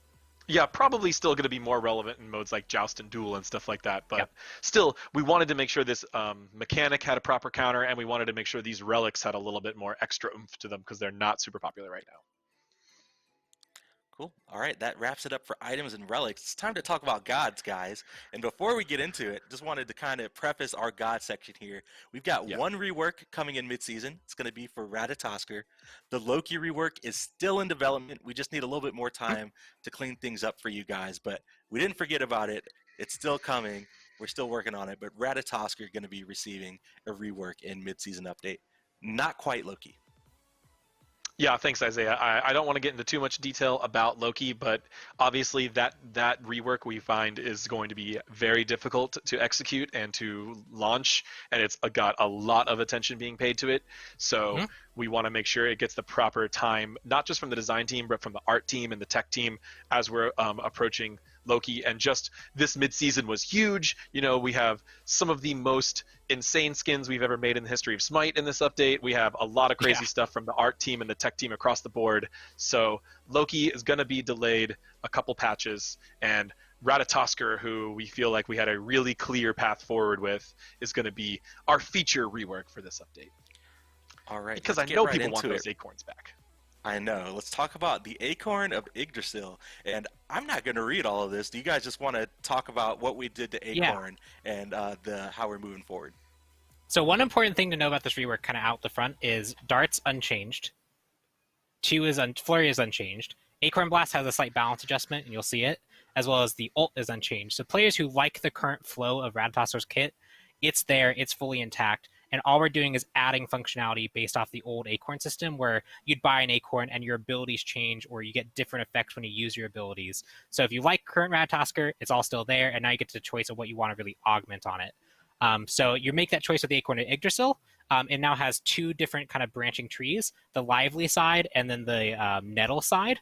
One is more focused on tankiness and health, and the other one's more focused on more offensive-oriented play styles. So if you want to hop in, we can actually start showing it off. Pon was the main designer working on this Ratatosker change, so I'm going to let him do most of the talking. But really the goal of the Acorns is to facilitate many different play styles. So each of the Acorns have, you know, specific roles or specific lanes that we think they'll excel in more with Ratatosker than others. Cool. All right, let's go ahead and talk about. We talked about the two trees. Let's start off with the evergreen acorn pond. Yep, so the evergreen acorn is going to give you some power, some movement speed, and it's actually going to increase your maximum health pool based off how many health items you have. So obviously it's skewing more towards the raw tanky side, letting you engage in with the ultimate.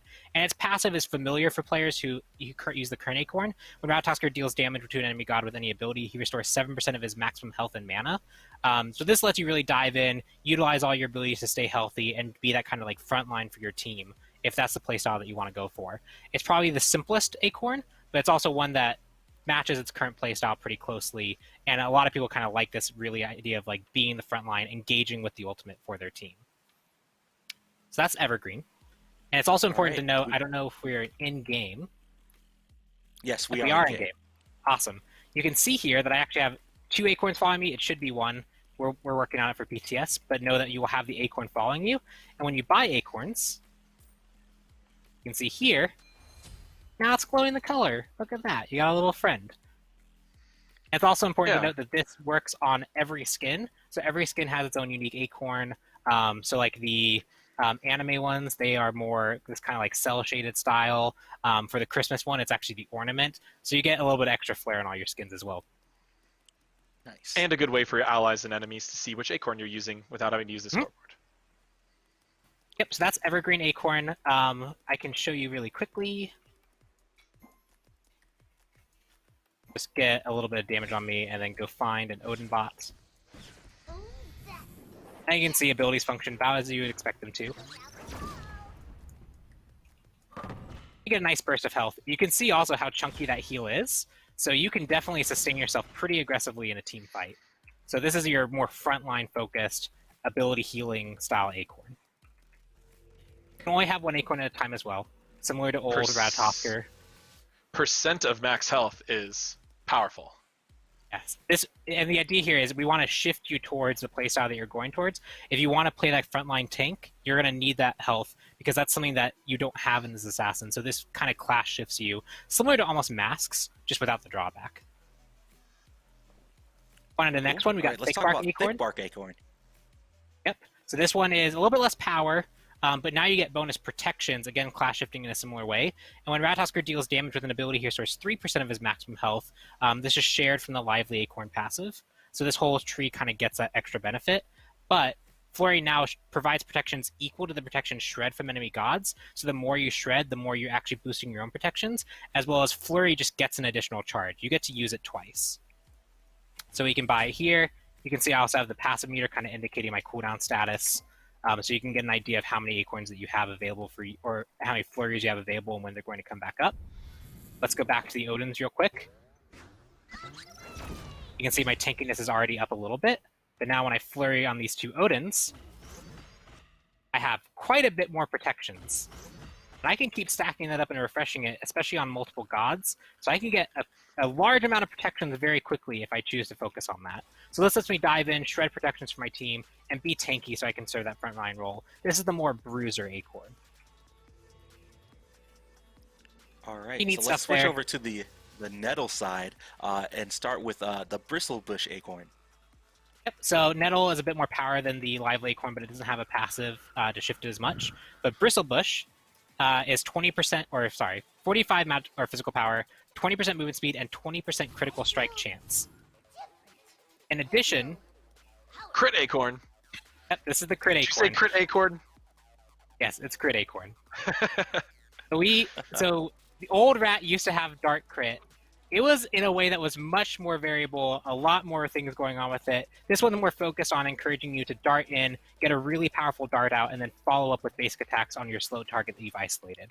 So here you can see Dart now deals 40% increased damage, so it's just a stronger ability and can critically strike, so you can start building critical strike items to really augment it. And when Dart deals damage to any enemy, he gains 10% physical lifesteal and 10% basic attack damage. So once you dart onto a target, especially if you crit, you can just kind of follow up and wail a lot harder on them.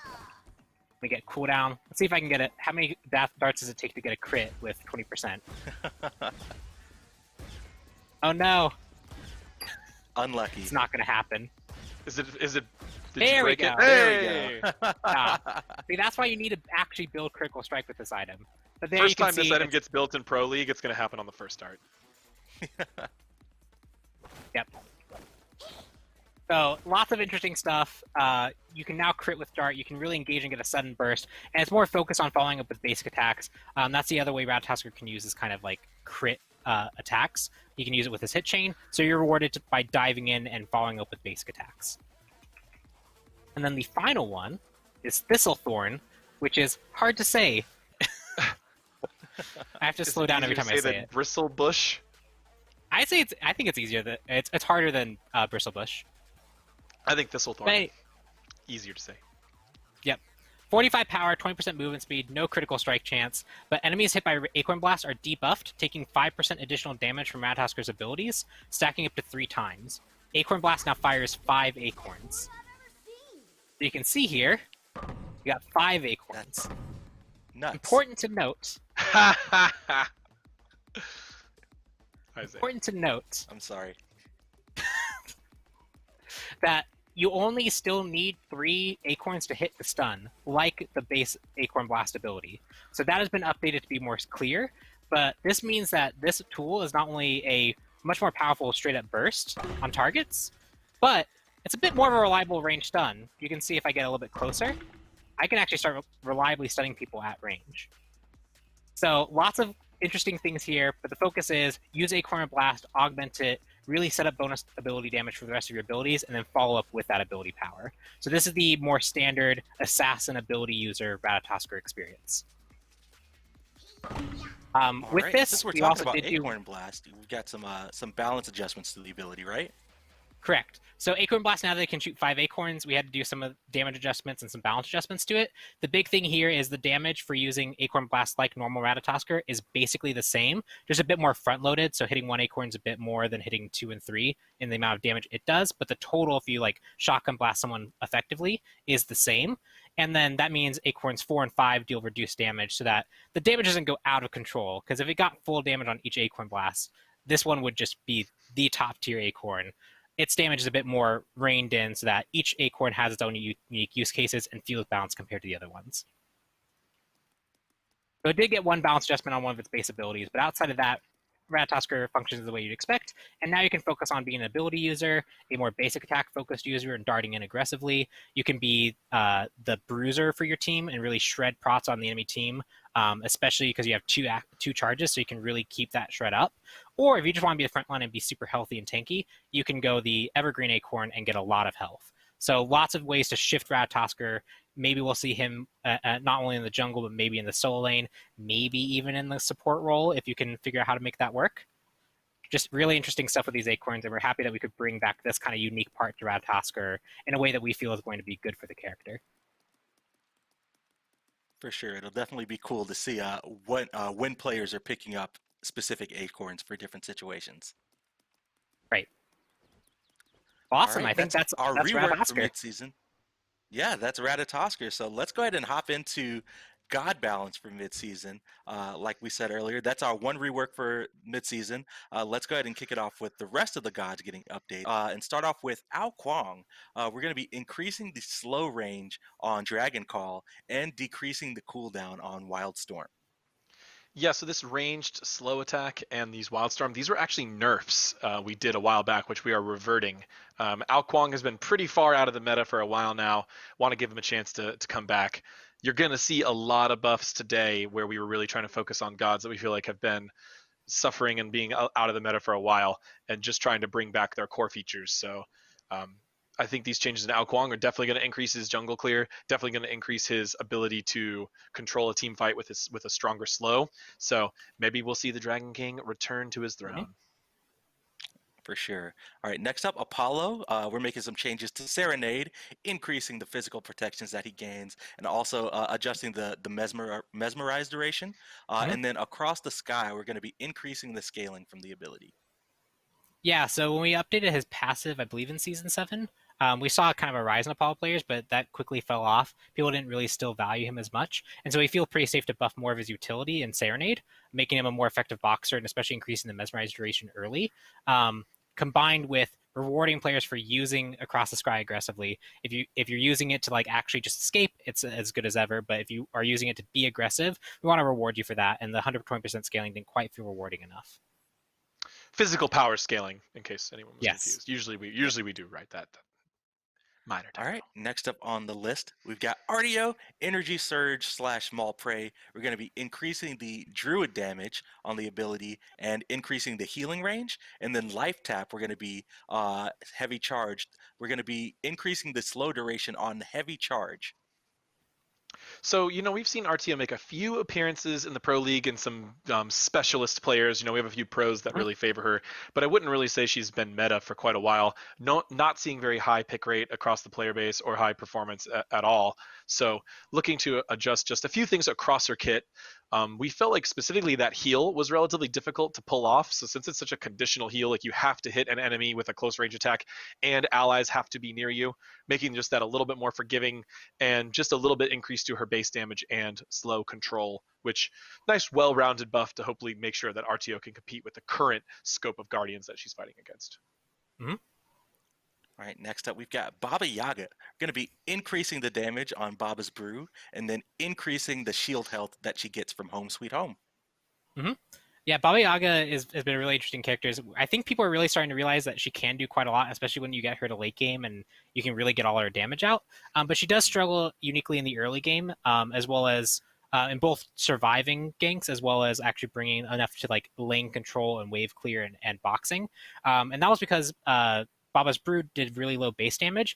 We were worried about double stacking, but how it's actually played out and people utilize her kit, that double stacking is something that should be rewarding, but can be more rewarding than it currently is. So we're increasing the base damage there while letting it scale to a very similar amount, as well as Home Sweet Home is getting a more rounded buff to her base rank 5 ultimate shield, meaning that players who choose to dive her early on are going to see a little bit more difficulty in actually killing her, but keeping it about the same for her late game, which she should be putting herself at risk and using the shield really just to get her damage out versus being able to immune all incoming damage. We'll be keeping a close eye on her too because she's close. For sure. Next up, we've got Bakasura making a change to Eat Minion, increasing the scaling on the self-heal, and then also increasing the protections gained. Bakasura is a very interesting god to balance every time we visit him because there's always a group of people that think this god is completely useless, and there's a large group of people that think this is one of the best gods in the game. And we're trying to find out where in that middle ground he actually lives. Um, so he can be really strong and really aggressive, but one of the key things to playing Baka really well is using this Eat minion and using it in combat in a way to actually use that protection buff or to heal himself up at a really critical moment. That's what separates the good Bakasuras from like the Pon level Bakasura players. So we wanted to make sure that they're properly rewarded for the there's a lot of special cases. You have to be fighting near a wave or a jungle camp, or you have to be able to use, which he can swallow back his Yes. regurgitate minions, which is a little known feature we added a couple months ago that people tend to forget about. He can hit those too. But we want to make sure that feels impactful, and we wanted to buff him this update because we felt like the community has been leaning more towards that side, but we didn't want to buff his outright aggression because he's already pretty insane at that, and so we found that this was a really interesting way to go about it, and I think this is going to be good for him without pushing him over the edge. For sure. All right, next up we've got Baron Samdi. We're going to be increasing the damage on Vivid Gaze, and for Wrap It Up, we're going to be increasing the scaling. Yeah, Baron is an interesting character. Some people feel him as like a mid laner, but not quite there, or a support and not quite there. And we wanted to focus him being more successful in that mid lane, more magey role. So a little bit of increased damage on Vivid Gaze is going to help him wave clear, and the increased scaling on Wrap It Up is going to help with his overall combo and threatening, like actually killing targets late game as he builds more and more magical power.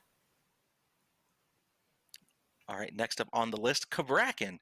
Going to be seeing a change to Tremors, and Tremors will now deal an initial tick of damage whenever he starts casting the ability. Yeah, this one was mostly a visual one. Well, not just visual, but tactile, right? Feel. Yeah. That's what I was trying to think of. Like, it's strange for all these effects and like the circle starts showing up whenever, but you don't actually take a hit really until what feels like the second animation, right? So this ability is just going to feel a lot more responsive. It is technically, dealing one additional tick in the same amount of time it did before. So it's +1 ticks. However often this ability has whatever duration you want it to have, which is a very unique aspect in Smite. But no matter what, you're getting one additional tick. So it's going to be better, especially in those short-term channels. And I think we can all agree that we haven't seen probably that much Kabrakan lately. So we were happy to buff him and make this ability feel a lot better. All right, we've got another Guardian up next. We've got Cerberus, Paralyzing Spit and Soul Expulsion. We are decreasing the cooldown on both these abilities by 2 seconds. Yeah, this one, Cerberus is a guardian that I think some people feel is pretty strong, but not quite there. We don't see him too much at a very high end level. His overall stats are a little bit underwhelming. General perception on him is lower. So you just want to help him out, make sure that he's able to do his things often enough to feel impactful. Paralyzing Spit and Soul Explosion had very long cooldowns. These are just being decreased to be more reliable tools that you have access to more often in team fights. All right. Chiron up next. Training exercise is going to be seeing an increase in damage, and then we're increasing the scaling of Masterful Shot. Chiron, he's kind of been, not super meta for a while. He did have some nerfs when he first launched, when that was about the only time he was considered super strong. He's almost more of an ability hunter. I think most people would consider him more of an ability hunter. So here you see two big improvements to his base damage and scaling damage of his abilities.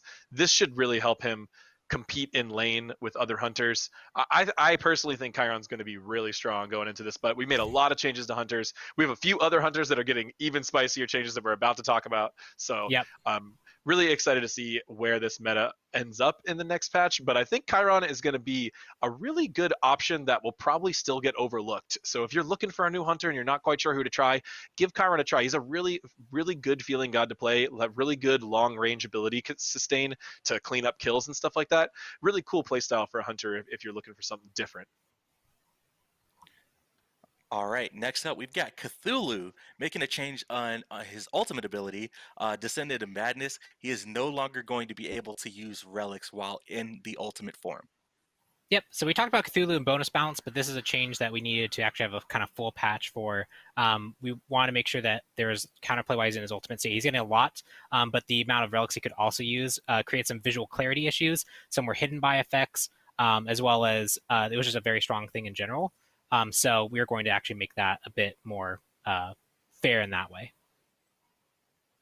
All right. Next up, we're talking about spicy hunter changes. Let's talk about Cupid making a change to Heart Bomb. Minions will now take 50% additional damage from the explosion and the initial hit of Heart Bomb.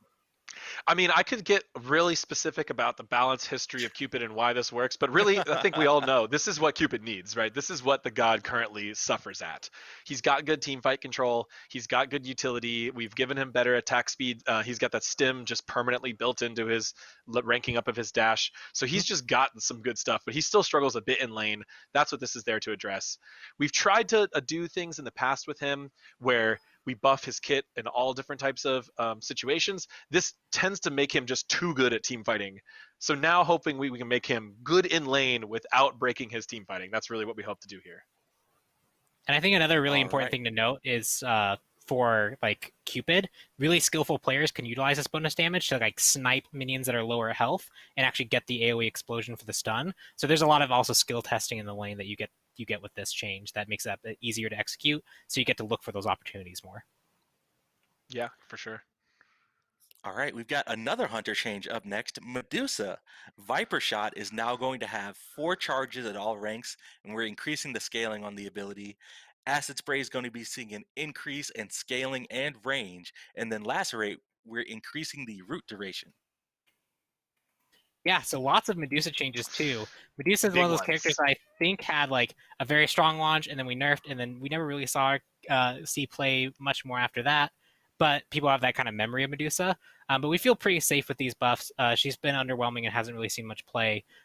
This focuses on Viper Shot being a more consistent stem, Acid Spray being a bit more reliable as well as a bit more damage. And it's important to note that the range on Acid Spray is the projectile, not the cone. So the cone isn't bigger. The actual, like, your ability to fire and hit a minion, that part is a bit longer. You have more wiggle room there. And then finally, Lacerate, locking down a target more. If you're going to use it aggressively to lock down a target as a hunter, be a bit more rewarded for it. I'm really excited for the Medusa meta that we're about to see. This god has not really felt the power that I feel like she deserves ever since her release. Kind of scared people into over nerfing her.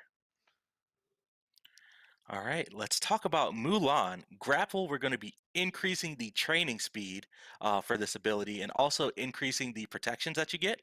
And then Divine Mastery, we're increasing the arrow damage scaling from 50% to 60%. This is some quality of life buffs for Mulan. Grapple tends to be a little harder to stack because you're not necessarily just spamming it on anybody. You're saving it for a specific escape or an interrupt or an engage. So we want that to be reflected in its training speed as well as the payoff. So we want that just to feel a little better so you're going to get more protections. And then her ultimate is still a very common discussion point whenever we bring up Mulan balance feedback. A lot of people still feel like the ultimate is maybe a little bit too much time for what it does, locks Mulan down a little bit. So we're just increasing that scaling damage on that third shot even more to make sure that it really has an impact. You know, getting that good team fight Mulan ultimate can be really devastating to a whole team fight, but it also puts Mulan in a lot of danger. So we want to make sure that the risk reward feels balanced. Cool. All right, let's move right along and let's talk about a Neath buff as I hear Titan Cupcake screaming in excitement from her house. Backflip, we're going to be, the animation and travel time for the ability are going to be sped up. Broken Weave, all enemies are now going to be able to see the Neath base Broken Weave, even if she has a skin equipped. And then the big one here, Unravel. We're going to be decreasing the attack speed debuff. This ability is now going to steal attack speed from enemies and buff Neath the same amount. Yeah, so lots of things here. The two really big ones are Unravel becoming a more stim-like cooldown, where you're actually stealing attack speed from your opponents. So late game, Neath gets a bit more ability to actually like fight more directly and use that ability and be rewarded for it as a DPS increase. And the other big one is Backflip being sped up. Animation times in Smite are super important, and we have a lot of consideration when we like increase timing or decrease timing or the base time that we choose for each ability. But this one felt like it was long, it limited options for Neath. It made one part that felt like she should be intuitive prior kit with the backflip into a spear arrow combo basically impossible to pull off. And so we've increased it to allow those things to be a bit more fluid while making sure that there's still clearly counterplay options when fighting Neath. You can still follow up things. It just feels better now. These are big changes. All right. Big changes. Yeah, for sure. Nemesis is up next. Slice and Dice going to be seeing an increase in damage. Yeah, this is following along with what we've been doing with Nemesis. We have known she needs buffs. She's been buffed. I think this is the third time like in a row right now. We want to continue to take it slow and steady with her. When Nemesis has been overbuffed in the past, and it's not a good meta for us to be in. We're still going to avoid buffing her ultimate, that unmissable type ultimate. So slice and dice, bonus damage, increased damage across the board, across all ranks. Just going to help her jungle clear, going to help her poke, and should be noted that even though these numbers are like look 10 per rank, that's double when you hit the sweet spot, right? So pretty big buff to Nemesis. Hopefully should let her compete with all the other junglers. And if this doesn't quite move her forward like the last few changes, then maybe we'll look and just keep the streak alive. We're gonna get there though. We're gonna get her feeling good without pushing her too far. Yep. All right, Oleron up next. Overflowing Divinity is going to be seeing an increase in damage and also an increase in the damage decrease per shot fired. I know that's a little bit confusing. I'll let Pon explain a little bit more. TLDR, Overflowing Divinity is going to be a bit more of a powerful tool when using against gods that are trying to juke it. The initial hits are going to be more damaging, but we're keeping the amount that it falls off, and as well as the amount of damage it does on like objectives. We're keeping that in check to make sure that he doesn't get too much damage there on still targets. So just making a more reliable cooldown to use against moving targets. All right, next up on the list, Set going to be seeing a little bit of a shift here, increasing the duration of Relentless. Skewer is going to be seeing an increase in damage and scaling, and then Spawn of Set is now going to deal 60 to 80% of Skewer's damage. Pon, why don't you take this one too for me? Yeah, so Set he is a very interesting character. Lots of really high skill testing things. Managing those clones is very difficult. But one thing that was interesting was ranking Skewer not only ranked your Skewer damage, but also ranked your clones. And so because you could just max those together, his early game burst was so insane if you gave Skewer any power that he would just one-shot people in lane very quickly. And so we had to tone his damage back. Here we're making it a more powerful tool in its own right and moving some of the damage scaling component onto actually ranking Spawn of Set. So if you want the full damage, you have to invest points there. But Skewer as a baseline ability that you can use at all times is going to be stronger. It'll help increase his clear speed. And also that extra second of Relentless means that when you're walking from your Heartbeat camp to your blue camp, it's not going to just fall off as you try and get that last little bit of hit. You'll be able to maintain that attack speed buff as you go from camp to camp more easily. And if you have gaps in your team fight, you can also keep it alive. All right, next up on the list, Sun Wukong, Undefeated Body. We're increasing the percent of HP where the passive triggers and also increasing the duration of the self buff. And then 72 transformations, we are increasing the duration of the Tiger Stun. So we've seen a few little glimpses of Sun Wukong meta. We're almost there. We're doing a few more small buffs to get him to a good feeling spot. Hopefully he'll be able to compete with the other solo laners in this new solo meta with the changed items. Undefeated Body, a lot of quality of life there. The passive, maybe you don't really feel like you're getting much out of it a lot of the time. So making it a little bit easier to trigger and making it last a little longer. The real buff here is 72 transformations. A lot of times people would be pretty torn between which ability to rank next between Master's Will and 72 transformations. And now with this Tiger Stun buff, we're making it pretty clear that you can go ahead and rank your Master's Will and keep this 1 point wonder with the full stun duration. Should make Sun Wukong a pretty intimidating foe. Yep. All right, we're nearing the end of balance. We got just a couple more left. Sylvanas, Almost there. Wisps is going to be seeing increase in damage, and then Wrath of Terra is also seeing a damage increase. Sylvanas is really interesting because he does bring a lot of control and utility and being able to blink ult to engage, pulling someone out of position, rooting someone and decreasing their protections are all very powerful tools, but he still struggled, and we feel like that's because he just doesn't bring enough in addition to those things. We could increase his utility, but we feel like that's going to push him in a situation that might feel too frustrating. So amping up his damage some, making him a little bit more threatening. Obviously, he's still not going to be able to like 100-0 you with these changes, but just making him more threatening in general, especially that early Wisp change is going to help team fight dynamics in like the duo lane pretty effectively. All right, second to last, we've got Thoth and Hieroglyphic Assault going to be seeing a little bit of a shift here, increasing the scaling on the ability, but we added some damage fall off for targets hit past 55 units of range. Pon, I believe you did a little bit more work on this one than me as well. Could you mind taking this one? I'll save the last one. Oh, yeah, really? That works. Okay. Yep. So we increased the scaling, and we also made the bonus subsequent damage. So when you hit gods repeatedly, they take more damage from the ability. That now also applies to minions. And so the goal with that is to make sure that when he's fighting for lane clear pressure, and when he's fighting gods that are more directly on top of him, he's just going to be stronger. But his artillery mage, which creates a very difficult balancing point problem where he has to be really weak to justify that level of strength. We're toning that back, so it's still a unique strength that he brings. He can do very, very long range poke, but it's not as devastating once you get a lot of power. So taking his early game up some, taking his late game down some, still focusing on his strengths, but making them more manageable.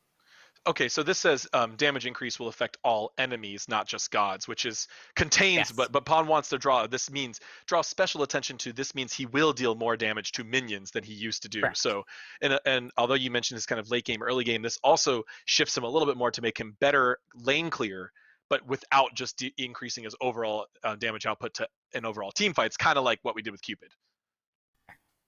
Cool. All right, one sure. more, last one. All right, last up for God Balance, Ymir is here. We're making a change to Frostbite, increasing the duration and also increasing the damage reduction. So we buffed Ymir. We gave him that quality of life walled feature that people have been wanting for so long, but that didn't really do much to him. Like, we know that's a good feeling ability, and there's a lot of theoretical bonus damage, or not bonus damage, but just a better gameplay there. You can make plays, but it didn't really affect him too much.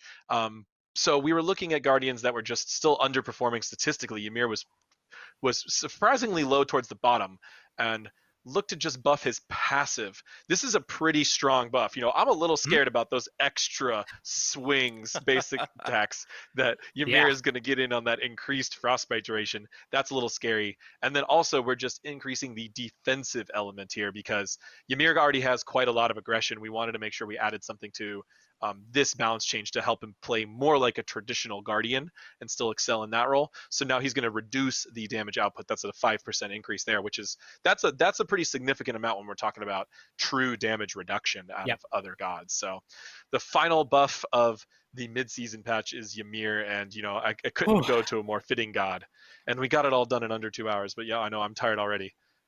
Yeah, I know for sure. We still have lots of cool stuff to talk about. Balance. Lots of cool stuff to talk about. We'll get to Avatar in just a second, but we also want to highlight just a few more skins coming out in the mid-season update. We've actually got the start of a new event called the New Moon event. Take that as you guys will, with some awesome skins. And the first one is going to be Tornado Tech Kukulkan, and this one is really awesome. I love all the tech skins, and the card art is awesome. Oh yeah. This one we've kind of had this like mecha Kukulkan idea rolling around in our minds for a long time. Just there we go. I love the wings, just seeing the separation in all the elements. And I'm happy to see as we take our mechs, we continue to try these on gods with completely different body types. You know, I think we have a lot of humanoid mechs that we maybe overdone in past years, but this one feels really different than all the rest. For sure. You know, maybe if you missed out on that tier 5 Kukulkan last year, this will be your new main here. This one's looking super sick. We've got another skin in the New Moon event that drops on July 14th. And this one is Pinata Party Kumbhakarna. And of course, we got to shout out our boy Wolf Dog for this amazing concept. My gosh. Yes, look at him. I swear, Kumbhakarna has some of the best skins. That's so funny. It's awesome. Oh my goodness. Just look at the textures there. Seeing the flaps and all the paper. It's so good. Yeah, one of his death animation has like candy flying everywhere. Oh, it has to. Ooh, that's awesome. I don't know. I love the detail on that, on those pieces of paper around him. That's a really amazing job by the art team. Yeah, for sure. Speaking of a really amazing job by the art team, we've got another skin coming in the viewer store. It's going to be Base Demon Raijin, and he is joining the rest of the EDM crew to play some tunes on the battleground. I heard from the animation team he's got a special VXG where he jams out with everybody. Yeah, there we go. So this is really exciting because Raijin hasn't had a skin in a while. This is also exciting because this is going to be in the viewer store. So really excited about both those things. And this is just a cool looking skin across the board. I know, it's awesome. And we needed the style a drummer. is awesome. There we go. We needed a drummer. We needed in the EDM crew. We needed the beats, right? Yep. For sure. All right, and then the last skin that we were going to touch on before we move on to Avatar is Twisted Joke Izanami. This one's going to be available in the Twisted Joke chest July 14th. And I don't know whose Twisted Joke it was to put this skin in game, but I am already creeped out. It is The cre- creepy. the creepy clown discussion for a skin has been going on forever, and I've been mostly opposed to it. But we got this skin pitch within the dev team, and it just fit the goddess really well. And we found a way to do it to make it cool, and get the colors and the outfit right. It was not an easy skin to design, but I'm really happy with how it turned out, and she looks great. Yeah, this is absolutely amazing. Well, that wraps it up for some of the other skins that are coming in the mid-season update. But we know why you're all here. We've got the Avatar Battle Pass coming out in the next update, and we absolutely can't wait to get into more detail with it. If you guys missed the announcement earlier this week, here's a trailer for you guys.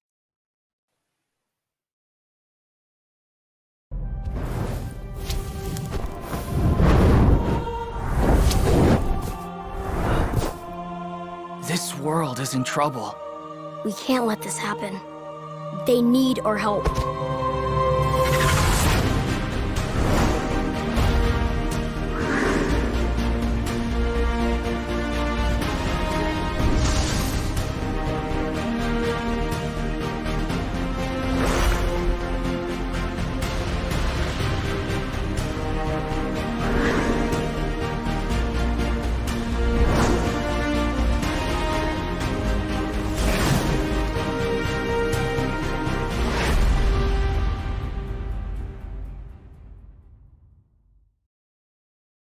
That's right, Avatar: The Last Airbender and The Legend of Korra coming to Smite in the next update. We're gonna get right into it. I've got AJ still with me, but I've got Bananimation from the animation team here to break it all down. Bananimation, how are you doing? Hi, I'm good. I'm so excited to be here. How are you guys? This is super awesome. Doing amazing now that we get to talk about Avatar. It's so Tired good. out with all that balance, but very excited Oh my gosh, to there's show so much. the amazing work that Bananimation and our art team has done on these skins. I don't think I'm exaggerating when I say that these skins have some of the most production value. I'm talking the amount of time and effort our team massively put into all three of these characters, and it really shows. Yeah, for sure. I was talking to some community members on Reddit, and like a lot of the work is like close to, if not above, what we do for Tier 5 skins.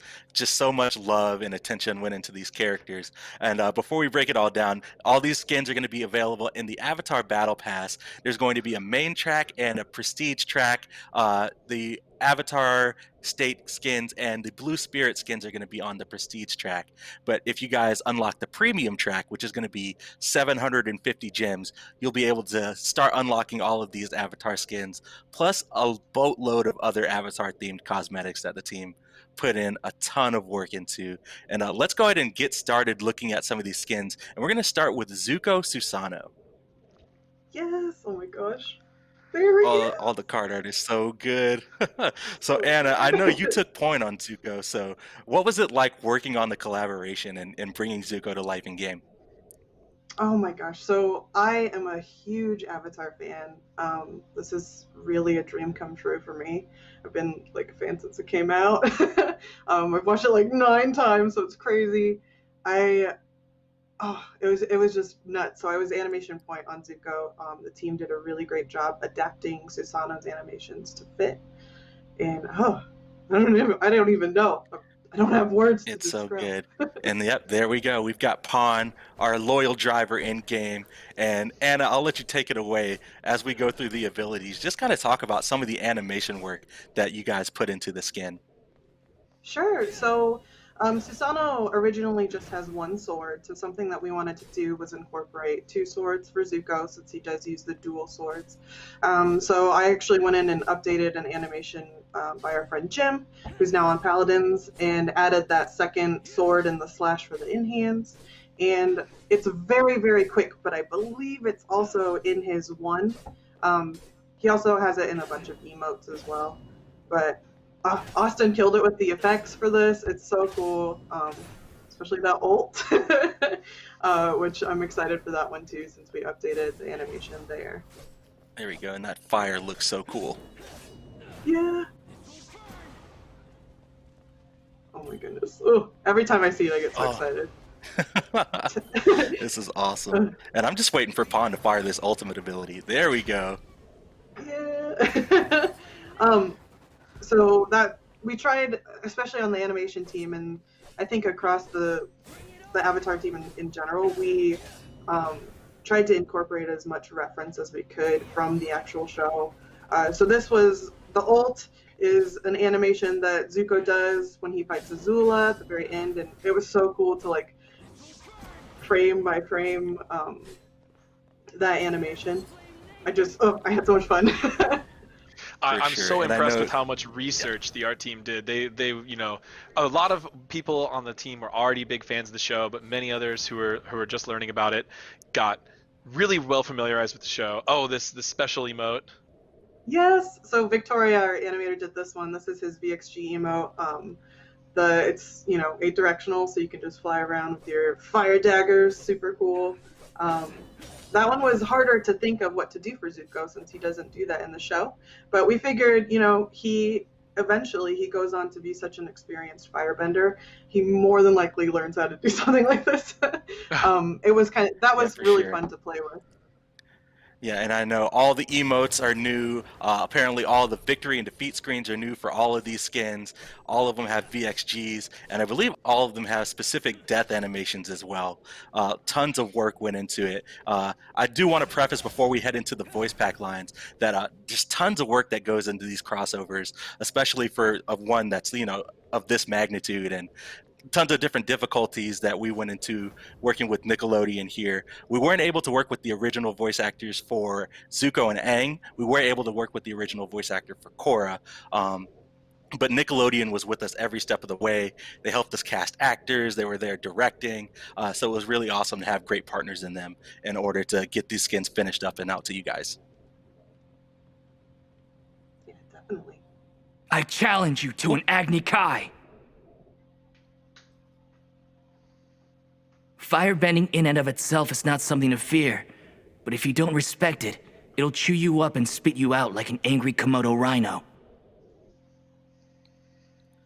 Cool. So that wraps it up for Zuko Susanoo. Anna, is there anything else that you wanted to show off? Because I know you put in a ton of work and you took point on this one. Yeah, I mean, I'm just really excited for everybody to get in there and like do his emotes. His recall that Louis did is amazing. The taunt emote that Tori did is fantastic. So definitely just, I hope you guys really enjoy. Like AJ said, we put a lot of research into the different, things that we picked for like the littlest things like abilities as well. So definitely.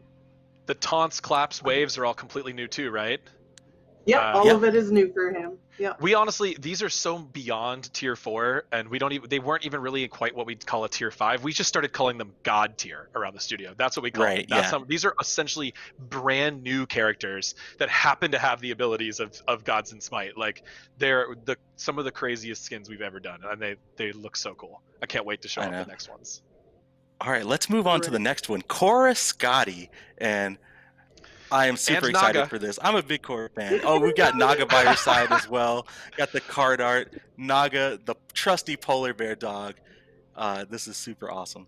I love how our artists were able to adapt to the show's style, and these 2D illustrations, they're card arts. These are brand new illustrations by Hi-Res Studios, and these models, our team working to reference them and making sure they look like the show, and they look straight out of the show. It's amazing. Yeah, Casey did an amazing job on the characters in the card art, and then Anna, one of our other artists, did an amazing job. Both of them as a team. She did the backgrounds, and there's just so much detail, and it really does feel like they're from the show, which is really cool. It's already a good joke in the Smite community that Calder almost feels like a god of his own, but when you see this Naga Calder coming at you, you're definitely going to agree. And I'll let Anna kind of talk about what went into making sure Naga was able to fit onto this rig, but he's much bigger than Calder.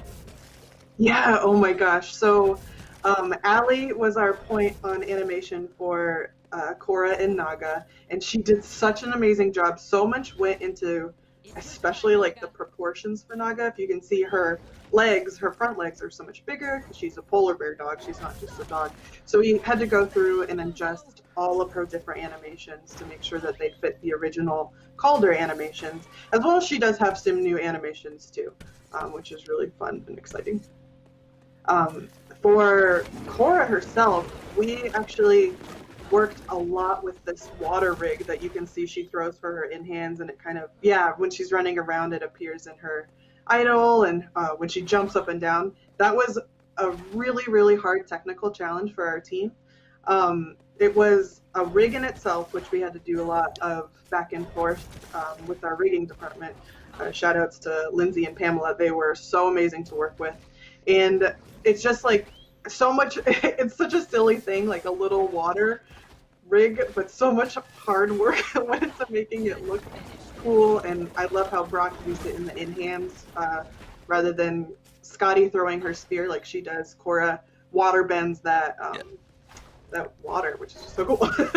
And it's important to note that Korra is an avatar, so Zuko's moves were all fire themed, but specifically for the Korra skin, we specifically wanted to highlight bending of multiple elements throughout her kit. So you see her 1 projectile is a fire projectile, her basics and her 2 are water, or her basics and her 3, I'm sorry, are water. It's a water pool, and her ultimate is a air swirling rocks tornado. So you got all 4 elements in the Korra kit. Yeah, for sure. I have a special request for Pawn after he does the VXG. I'd like to see the death animation for this skin because I heard about it. And yeah, so that was Korra's. Oh no, there she goes. Oh, so shout outs to so Zahir. Yeah, I know. So again, we tried to take references as much as we can from the show, and not only are we huge Avatar: Last Airbender fans, we're huge Korra fans too.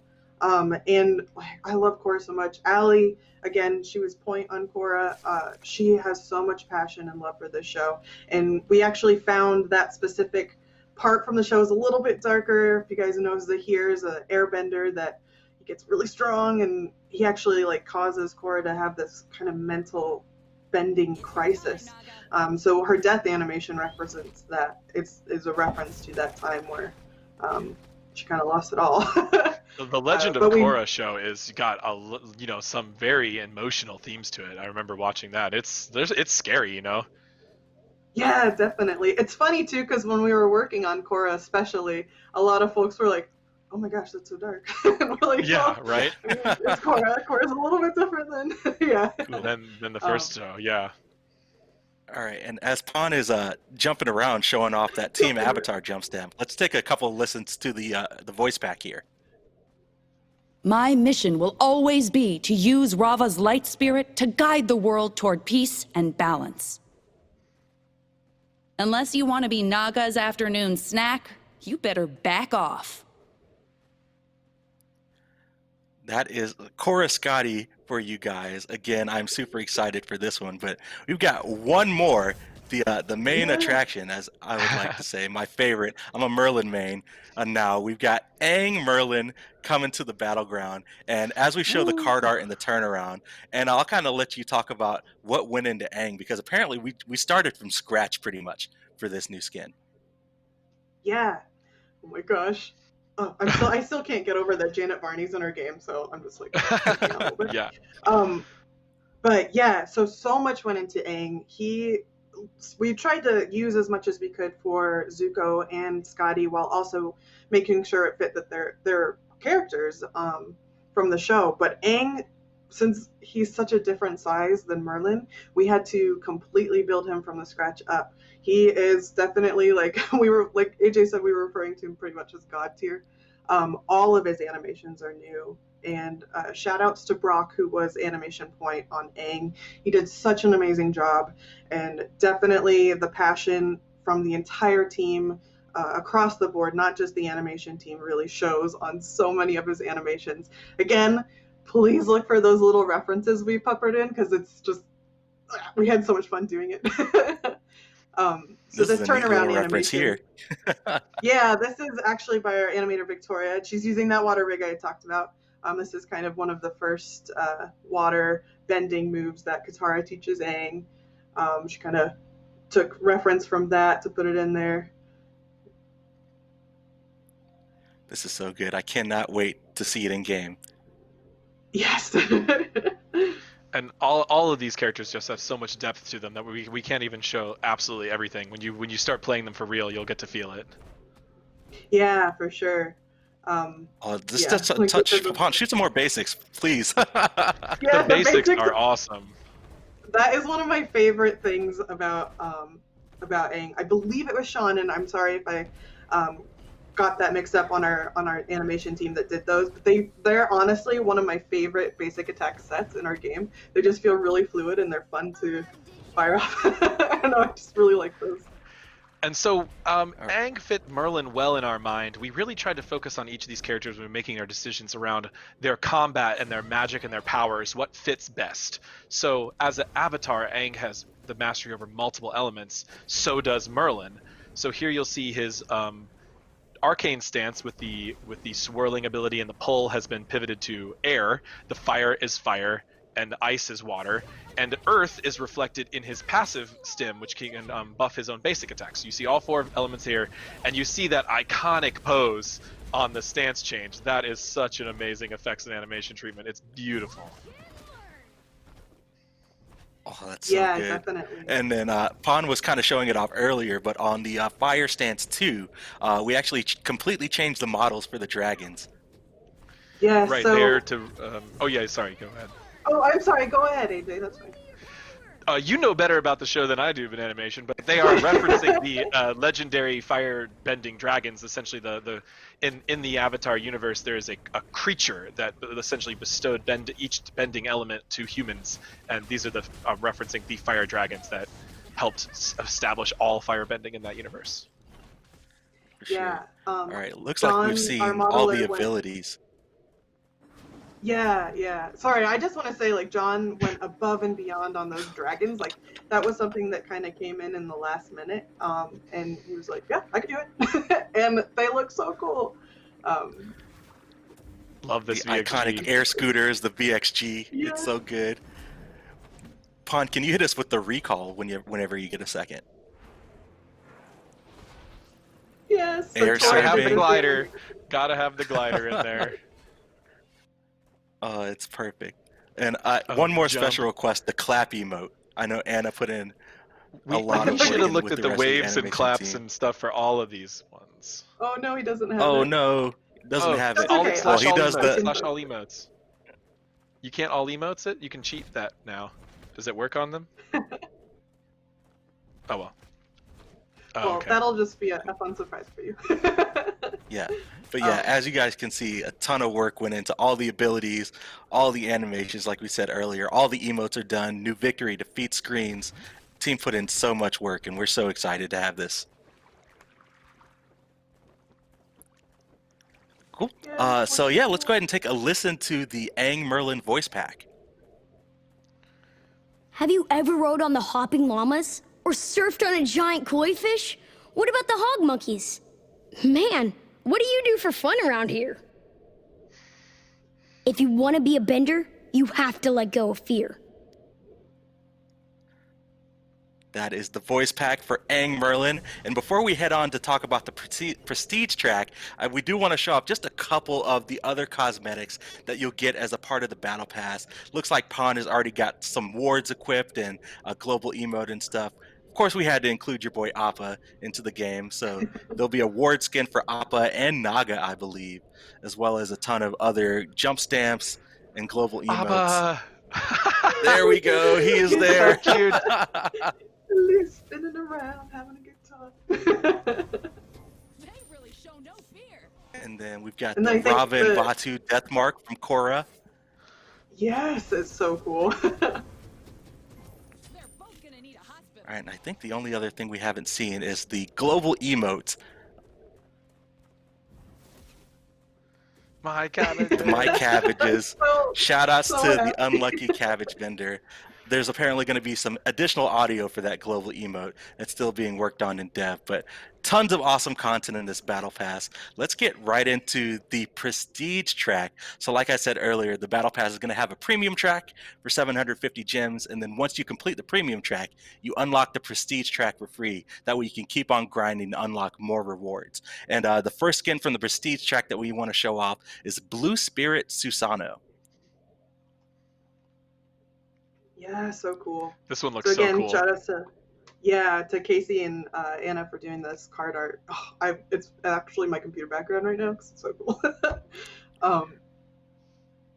Everything that went into these is really fun.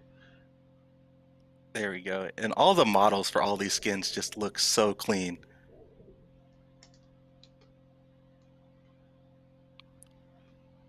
So that one's going to come your way as a part of the prestige track. And I know you were saying that this one almost didn't make the cut. Yeah, and you guys we pushed actually, for it. we initially weren't gonna do another skin for Zuko, and a bunch of us on the team were like, hang on, we need the Blue Spirit in there because it's really, really cool. And plus, I think the cool thing about him is that if you're not an Avatar fan, it's still a really cool skin. He's like a ninja with a cool mask on. Mm-hmm. But I think for those Avatar fans, like, sorry for the spoiler, but it is kind of a huge part of Zuko's character as well. And heck yeah, I'm so excited that we got him in the game. For sure. Yeah. All right, let's move on to the next skin in the prestige track. It's Avatar Korra, Scotty. And this is her once she embraces Rava and is in her Avatar state. Yes, this is my other wallpaper on my other monitor. I had to have two. Cool. Oh, so beautiful. And just as a note here, so these prestige track skins are kind of like T2 versions of the base skins in the track. So no new additional effects or anything, but we've updated the models significantly. Yeah, and this is Korra's like later in the show look where, you know, she goes through that crisis I was talking about with Zahir and then cuts her hair off and kind of finds herself again and then just ends up becoming this ultimate powerful avatar. So we really wanted to show that off in the game. Plus, like, Rava just looks really cool. So that on Korra is just bonus. I know it only happens like briefly in the show, but we went with it. I love the attention to detail the team gave towards the show. These small moments, these big moments, they're all represented here. The people, when we announced this, people were like, cabbages, we need the cabbages, like they thought we would never do it. Come on, we were way ahead of that. We had cabbages ready to go from day one. Come on. Yes. Gotta believe in animation. Well, the whole team. Yeah, the cabbage guy actually, one of the card arts that Casey pitched had the cabbages guy, and Aang was just like flying through and knocking the cabbage guy back. It was great.